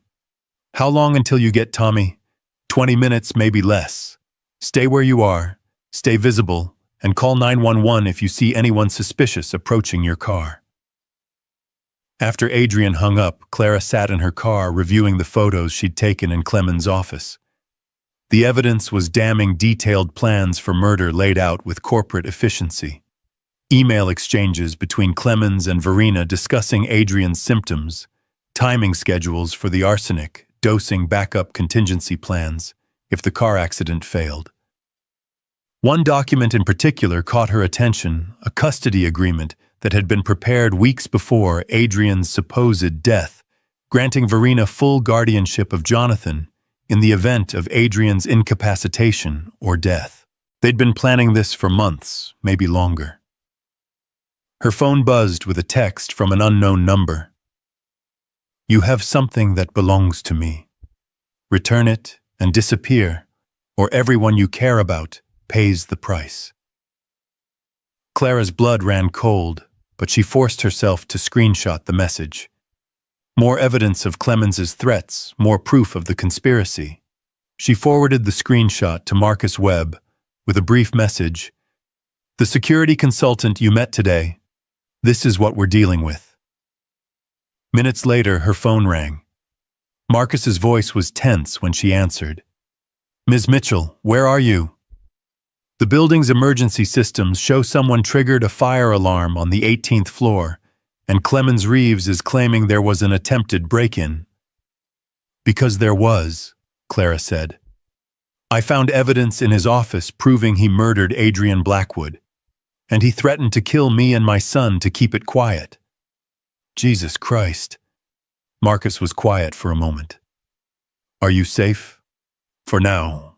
But Marcus, there's something else you need to know." Clara took a breath, knowing she was about to reveal the truth that would change everything. Adrian Blackwood isn't dead. He survived the burial, and he's been hiding while we gathered evidence against the people who tried to kill him. The silence stretched so long, Clara thought the call had been dropped. Finally, Marcus spoke, his voice hoarse with emotion. "Adrian's alive." "Yes, and we have proof of everything, the poisoning, the staged accident, the attempted murder.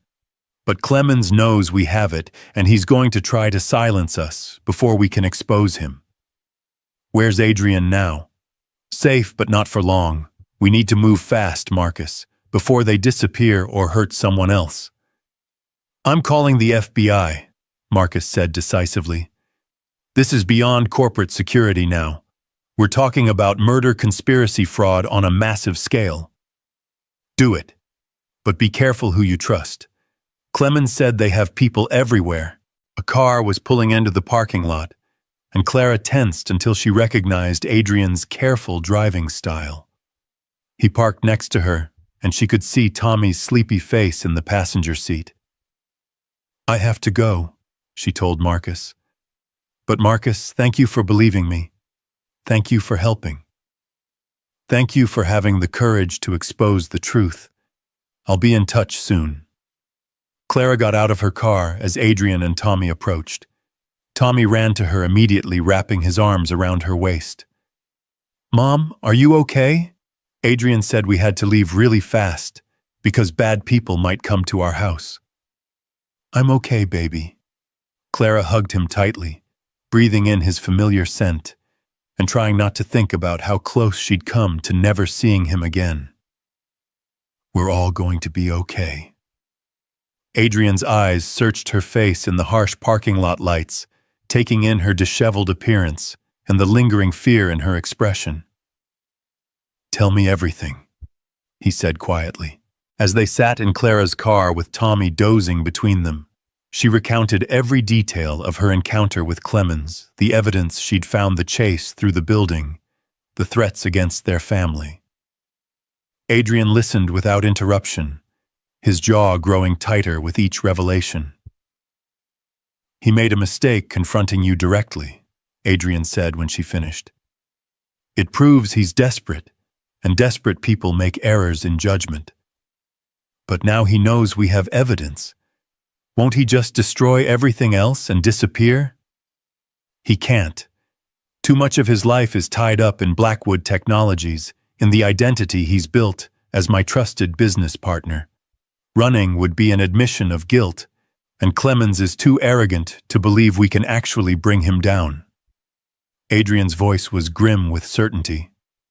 He'll try to eliminate the threat instead. Us. Yes. Which is why we're going to end this tonight, before he has a chance to regroup. Clara stared at him. Tonight, how? By doing exactly what he won't expect. Instead of hiding, we're going public.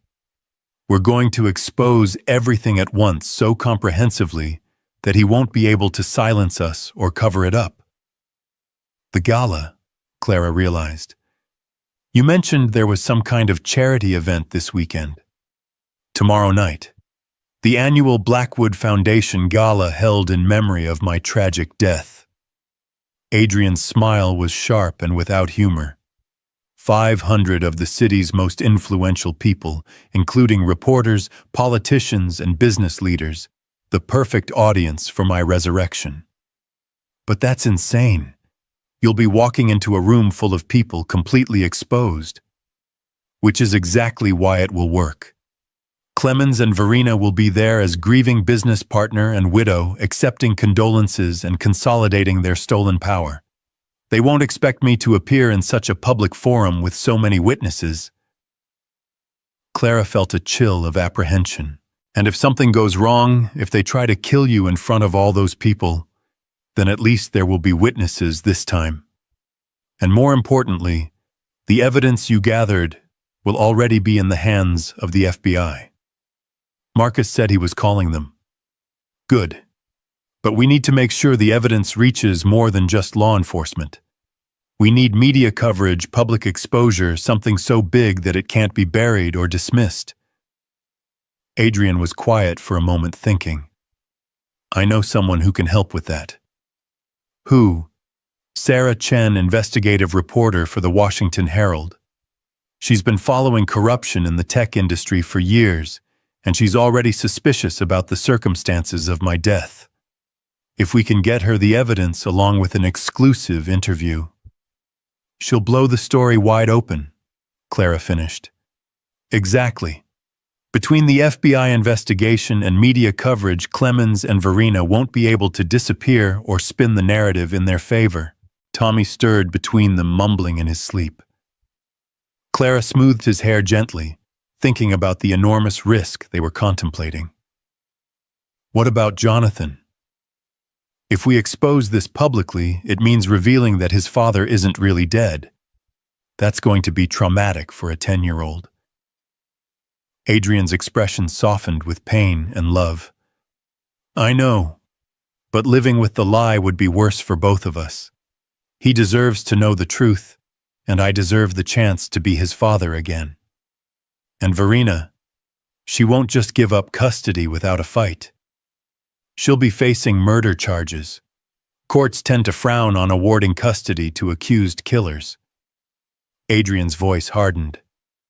Besides, once the truth comes out, once Jonathan knows what she did to his father, you think he'll want to come home to you? I hope so. But even if he doesn't, even if he's angry at me for staying hidden while he grieved, at least he'll be safe from people who see him as nothing more than a tool to control my fortune.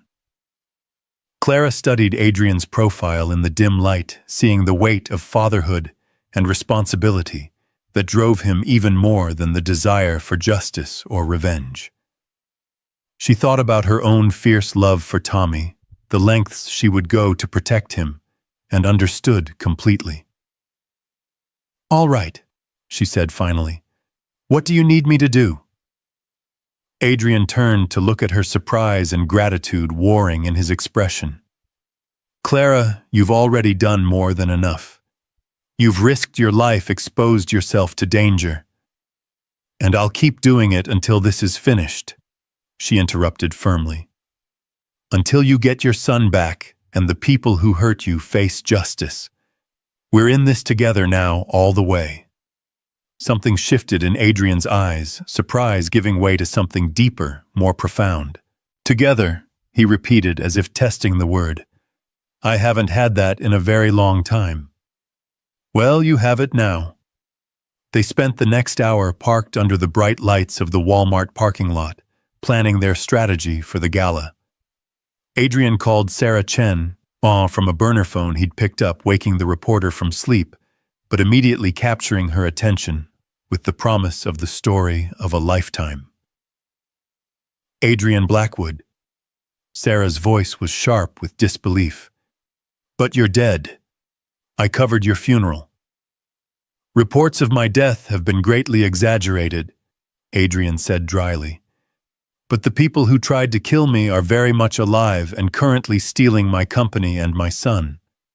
Are you interested in the exclusive story of how I survived being buried alive?" "Holy shit. Yes. When and where?"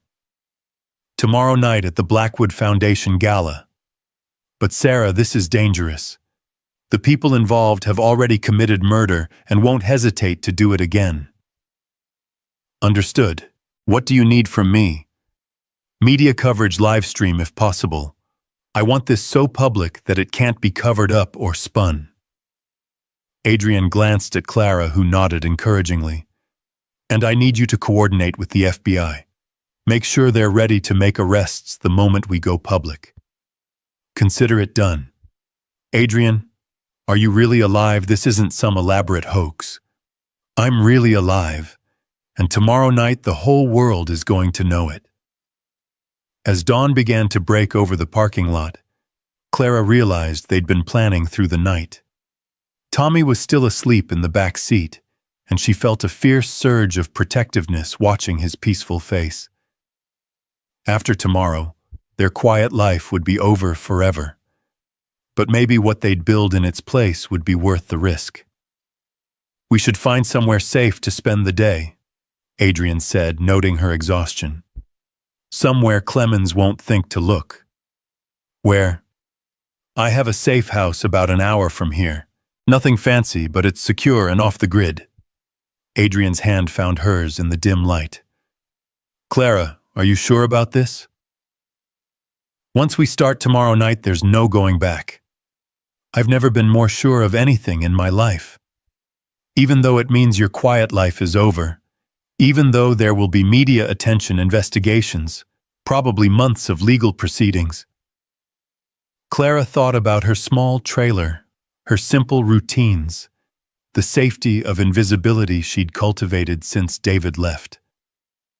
Then she thought about the man beside her, who had crawled out of his own grave through sheer determination and love for his son.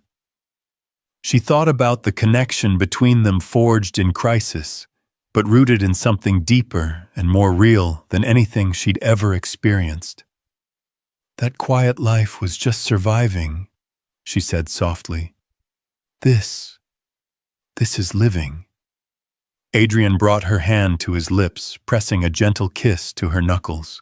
"I love you," he said simply, as if the words had been waiting years to be spoken. Clara's breath caught.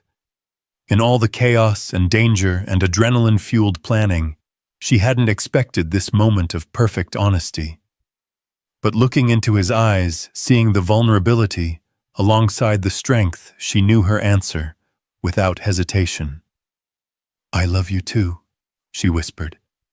I think I have since the moment I found you in that grave.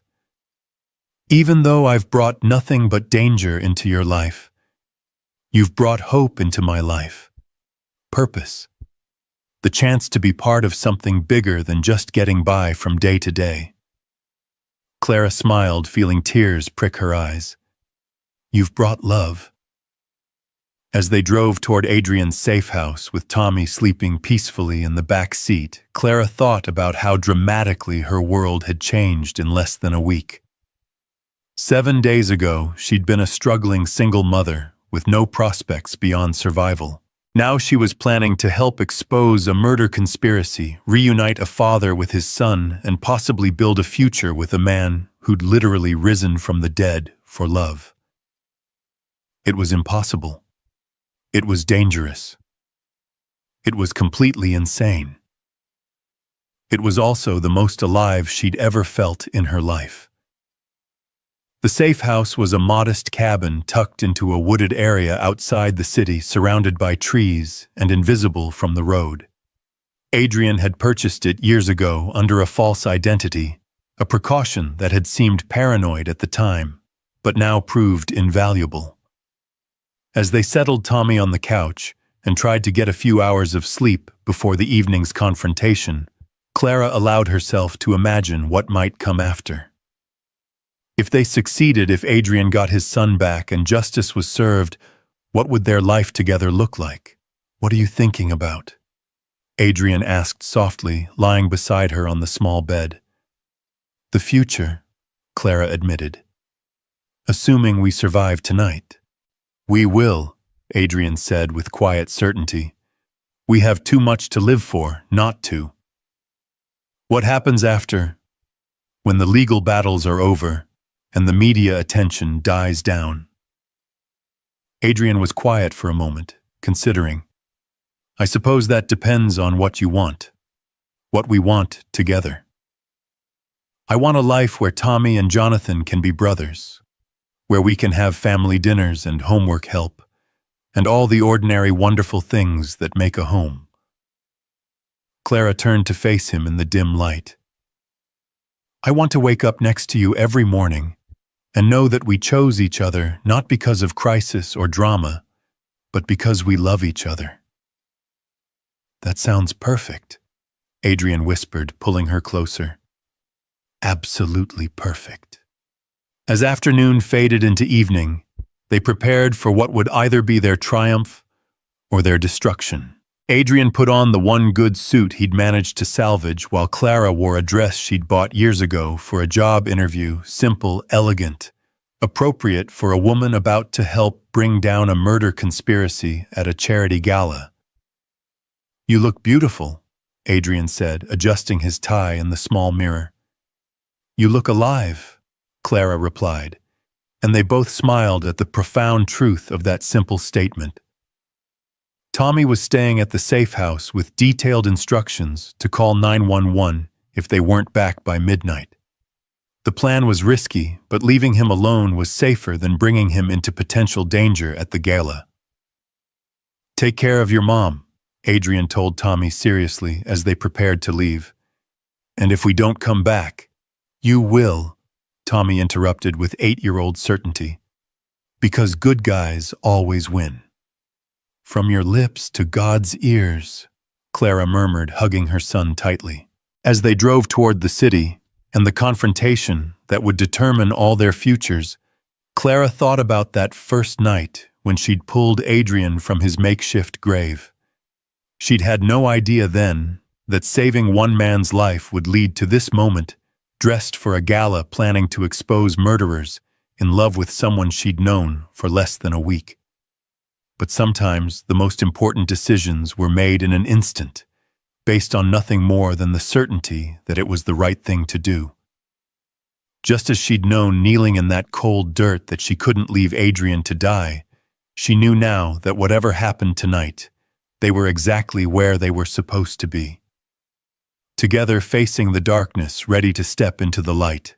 The Blackwood Foundation Gala was being held at the Grand Meridian Hotel, its ballroom glittering with crystal chandeliers and filled with the city's elite. As their car approached the valet stand, Clara could see reporters and photographers covering the event, just as Adrian had hoped. "Ready?" Adrian asked, his hand finding hers. "Ready," Clara confirmed, though her heart was racing with anticipation and terror. As they stepped out of the car and walked toward the hotel entrance, Clara knew there was no turning back. In a few minutes, Adrian Blackwood would rise from the dead in front of 500 witnesses, and their quiet life would be over forever. But as his hand tightened around hers, and she saw the determination in his eyes, Clara realized she wouldn't change a thing. This was their moment, their chance to reclaim everything that had been stolen and build something beautiful from the ashes of betrayal. The lobby doors opened before them, and together they stepped into their future. The Grand Meridian's ballroom was a symphony of crystal and gold, filled with the soft murmur of 500 conversations and the gentle clink of champagne glasses. Clara had never seen such opulence, towering floral arrangements, tables draped in silk, and enough diamonds to fund a small country's budget. She felt utterly out of place in her simple black dress, but Adrian's hand in hers anchored her courage. "Breathe," he whispered as they paused at the entrance, surveying the scene. "You belong here as much as anyone." Near the center of the room, Clara spotted them immediately. Verena Blackwood stood beside an enormous portrait of Adrian, her black designer gown perfectly complementing her role as the grieving widow. She was beautiful in an ice-cold way, with platinum blonde hair swept into an elegant chignon and diamonds at her throat that probably cost more than Clara's trailer.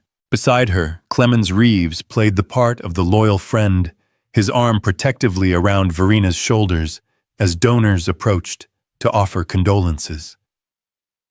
"Look at them," Clara breathed, disgust evident in her voice. "Playing their parts so perfectly." "They've had months to practice," Adrian replied grimly. "But tonight, the curtain comes down." Sarah Chen approached them from across the room, her press credentials visible and her cameraman trailing behind. She looked exactly as Clara had imagined, sharp, intelligent, with the kind of intensity that marked the best investigative journalists. "Jesus Christ," Sarah whispered as she reached them, her eyes wide with amazement. "You really are alive. This is the story of the decade." "It will be if we survive the next hour," Adrian said quietly. "Are your people in position?" FBI agents are stationed throughout the building, and we're streaming live to the Herald's website. The moment you go public, this becomes national news. Sarah's expression grew serious. "But Adrian, they've had security added tonight. More than usual for a charity event." "Clemens is expecting trouble." Adrian nodded. "Good. Nervous people make mistakes." Clara watched Verena across the room, noting how she touched her necklace nervously while scanning the crowd. Something was making her uncomfortable, and Clara wondered if somehow she sensed the danger approaching. "There's something else," Sarah continued. "Jonathan is here tonight." Clara felt Adrian go rigid beside her. "What?" "Verena brought him. He's sitting at the head table wearing a small black suit. She's been introducing him to donors as Adrian's brave little boy, who's coping so well with his loss."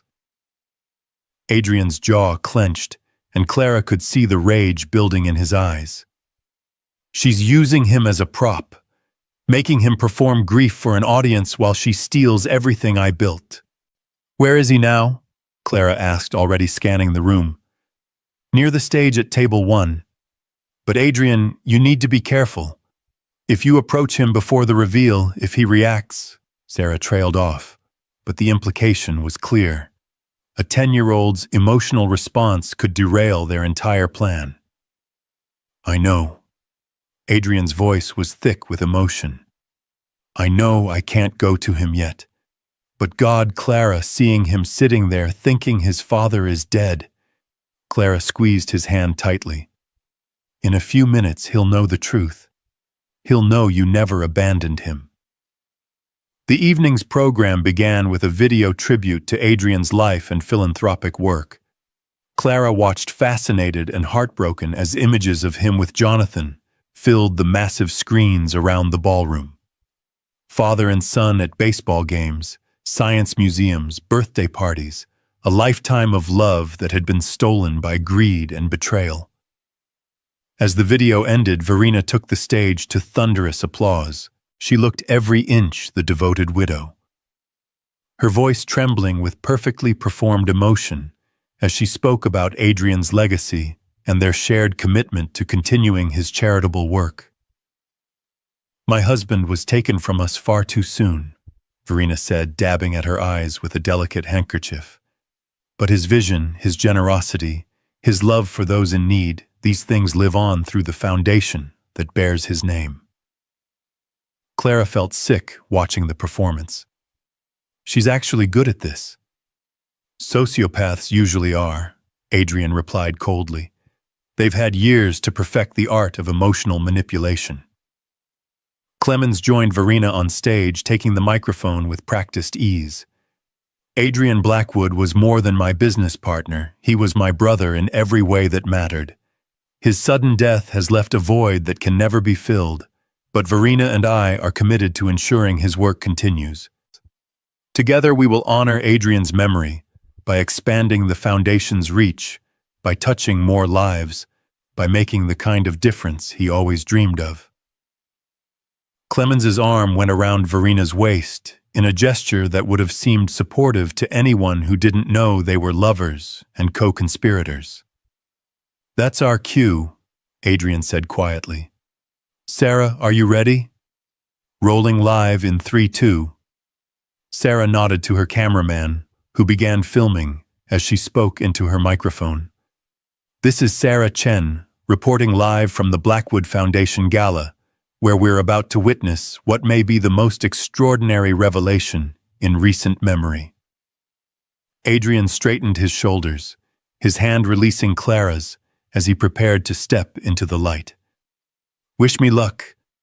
You don't need luck, Clara said firmly. You have the truth. Adrian began walking toward the stage, moving through the crowd with purposeful strides. At first, only a few people noticed him, guests, turning to look at the well-dressed man, making his way toward the front of the room. But as recognition dawned, gasps began to ripple through the audience. Oh my God, someone whispered loudly enough to be heard. Is that? It can't be. But he looks exactly like... The murmur grew to a roar as more people recognized the supposedly dead billionaire walking among them. Phones came out, cameras flashed, and the carefully orchestrated evening began to dissolve into chaos. On stage, Verena and Clemens had gone rigid with shock. Verena's face had drained of all color, her perfect composure cracking like ice in spring. Clemens looked like a man watching his own execution approach. Adrian reached the base of the stage and climbed the steps with deliberate calm. The ballroom had fallen into stunned silence, except for the clicking of cameras and the low hum of Sarah Chen's live commentary. Ladies and gentlemen, Adrian said, his voice carrying clearly through the sound system as he took the microphone from Clemens's nerveless fingers. I apologize for interrupting this lovely tribute to my death, but as you can see, reports of my demise have been greatly exaggerated. The silence broke like a dam, with shouts and exclamations erupting from every corner of the ballroom. But Adrian continued speaking, his voice cutting through the chaos with commanding authority. 3 weeks ago, my wife and business partner tried to murder me. They poisoned me with arsenic for months, and when that didn't work fast enough, they staged a car accident and buried me alive in the woods. Adrian's eyes found Jonathan at the head table, and Clara saw the exact moment his son recognized him, the little boy's face transforming from confusion to disbelief to overwhelming joy. Daddy! Jonathan's voice carried across the ballroom, high and clear and heartbroken. He scrambled from his chair and began running toward the stage, tears streaming down his face. Adrian jumped down from the platform and caught his son in his arms, both of them sobbing as 10-year-old hands clutched at his father's jacket, as if afraid he might disappear again. "I'm here, buddy," Adrian whispered, his voice breaking with emotion. "I'm here and I'm never leaving you again." "But you were dead," Jonathan sobbed. "They said you were dead, and I couldn't even visit your grave because there wasn't anything left." I know. I'm so sorry you had to go through that. But I'm alive, Jonathan. I'm alive and I love you so much." The reunion between father and son had the entire ballroom in tears, but Clara kept her eyes on Verena and Clemens. Verena looked like she was about to faint, swaying on her feet, as the full magnitude of her situation became clear. Clemens, however, was reaching inside his jacket, and Clara realized with horror that he was going for a weapon. "Adrian!" she screamed, but her warning was lost in the chaos of 500 people talking, crying, and trying to process what they were witnessing. Clemens pulled out a gun, raising it toward Adrian and Jonathan. But before he could fire, Marcus Webb appeared behind him, moving with military precision to disarm and restrain him. "FBI!" voices shouted from multiple points around the ballroom as federal agents emerged from their positions among the guests. "Nobody move!"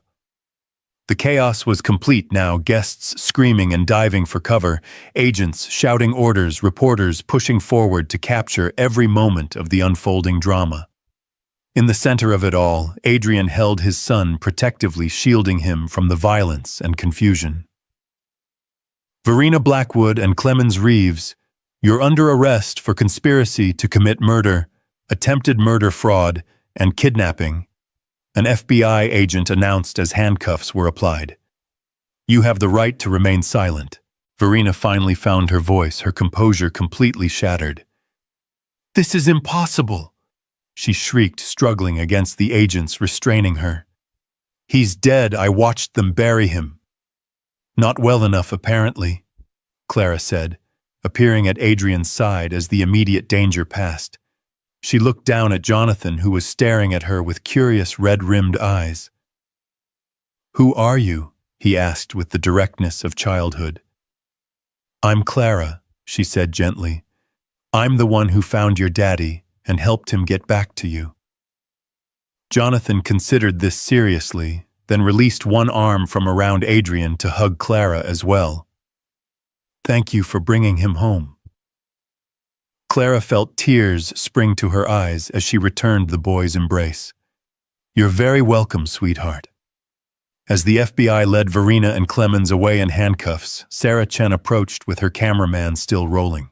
"Adrian, can you tell us how you survived being buried alive?" "An angel found me," Adrian said simply, his arm around Clara's waist. "A woman with enough courage and compassion to save a stranger's life, and enough strength to help me reclaim everything that had been stolen." "Clara Hartwell," Clara supplied, smiling at the reporter. "Single mother and former diner waitress. Definitely not an angel." "I disagree," Adrian said softly, looking at her with such love that Clara felt her knees go weak. The next several hours passed in a blur of interviews, statements to federal agents, and medical examinations. Jonathan refused to leave his father's side, clinging to Adrian's hand, as if afraid he might disappear again. Clara stayed close as well, helping to navigate the chaos, while Tommy was brought from the safe house to join them. The two boys hit it off immediately, with Jonathan fascinated by Tommy's matter-of-fact acceptance of the extraordinary situation, and Tommy delighted to have an almost brother who shared his love of adventure stories. "So you really dug him out of a grave?" Jonathan asked Tommy, as they sat in the hotel's security office waiting for the interviews to conclude. "Mom did most of the digging," Tommy replied. "But I helped. He was really dirty and hurt, but he was nice even though he was almost dead. That's so cool, Jonathan said with the bloodthirsty enthusiasm of a 10-year-old. Did he look like a zombie? Boys, Clara interrupted gently, though she was smiling. Let's maybe focus on the fact that everything turned out okay. As dawn broke over the city, they finally left the hotel together, Adrian, Clara, Jonathan, and Tommy, a newly formed family, born from crisis but bound by love. The media was calling it the story of the century, but for Clara, it was simply the beginning of the life she'd always dreamed of.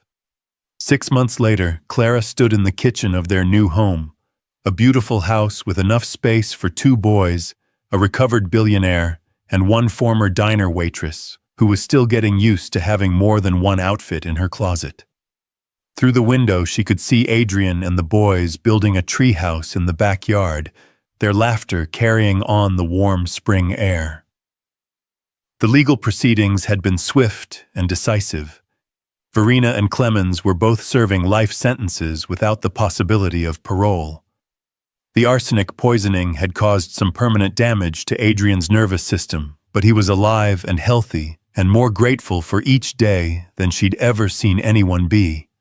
Blackwood Technologies had been restructured with Marcus Webb as CEO, while Adrian focused on his foundation work and being a full-time father. Clara had discovered a talent for nonprofit management and now ran the foundation's day-to-day operations, finding deep satisfaction in work that actually mattered. "Mom," Tommy called from the yard, "Jonathan says his dad wants to ask you something important." Clara smiled, wiping her hands on a dish towel as she headed outside. She found Adrian standing beneath the half-built treehouse looking nervous, in a way she hadn't seen since the night they'd exposed his would-be killers. "What's wrong?" she asked, immediately concerned. "Nothing's wrong," Adrian said quickly. "Everything's perfect, actually, which is what I wanted to talk to you about." He dropped to one knee on the grass, pulling a small velvet box from his pocket. Clara's breath caught as she realized what was happening. "Clara Hartwell," Adrian said, his voice steady despite the emotion in his eyes. "You saved my life in every way a person can be saved. You gave me back my son, my future, and most importantly, you gave me love I never thought I deserved." Tears were streaming down Clara's face as she looked at this man who had changed her entire world. Around them, the boys had gone silent, watching with wide eyes and barely contained excitement. "Will you marry me?"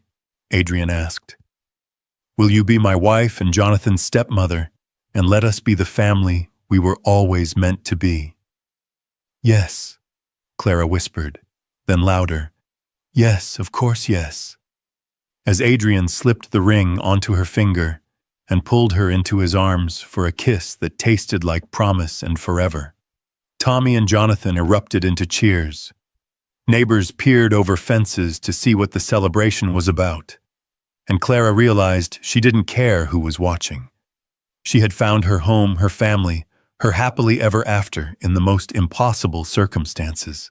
Love had quite literally risen from the grave, and now it would live on in the laughter of children, the warmth of shared meals, and the quiet moments between a man and woman who had chosen each other against all odds.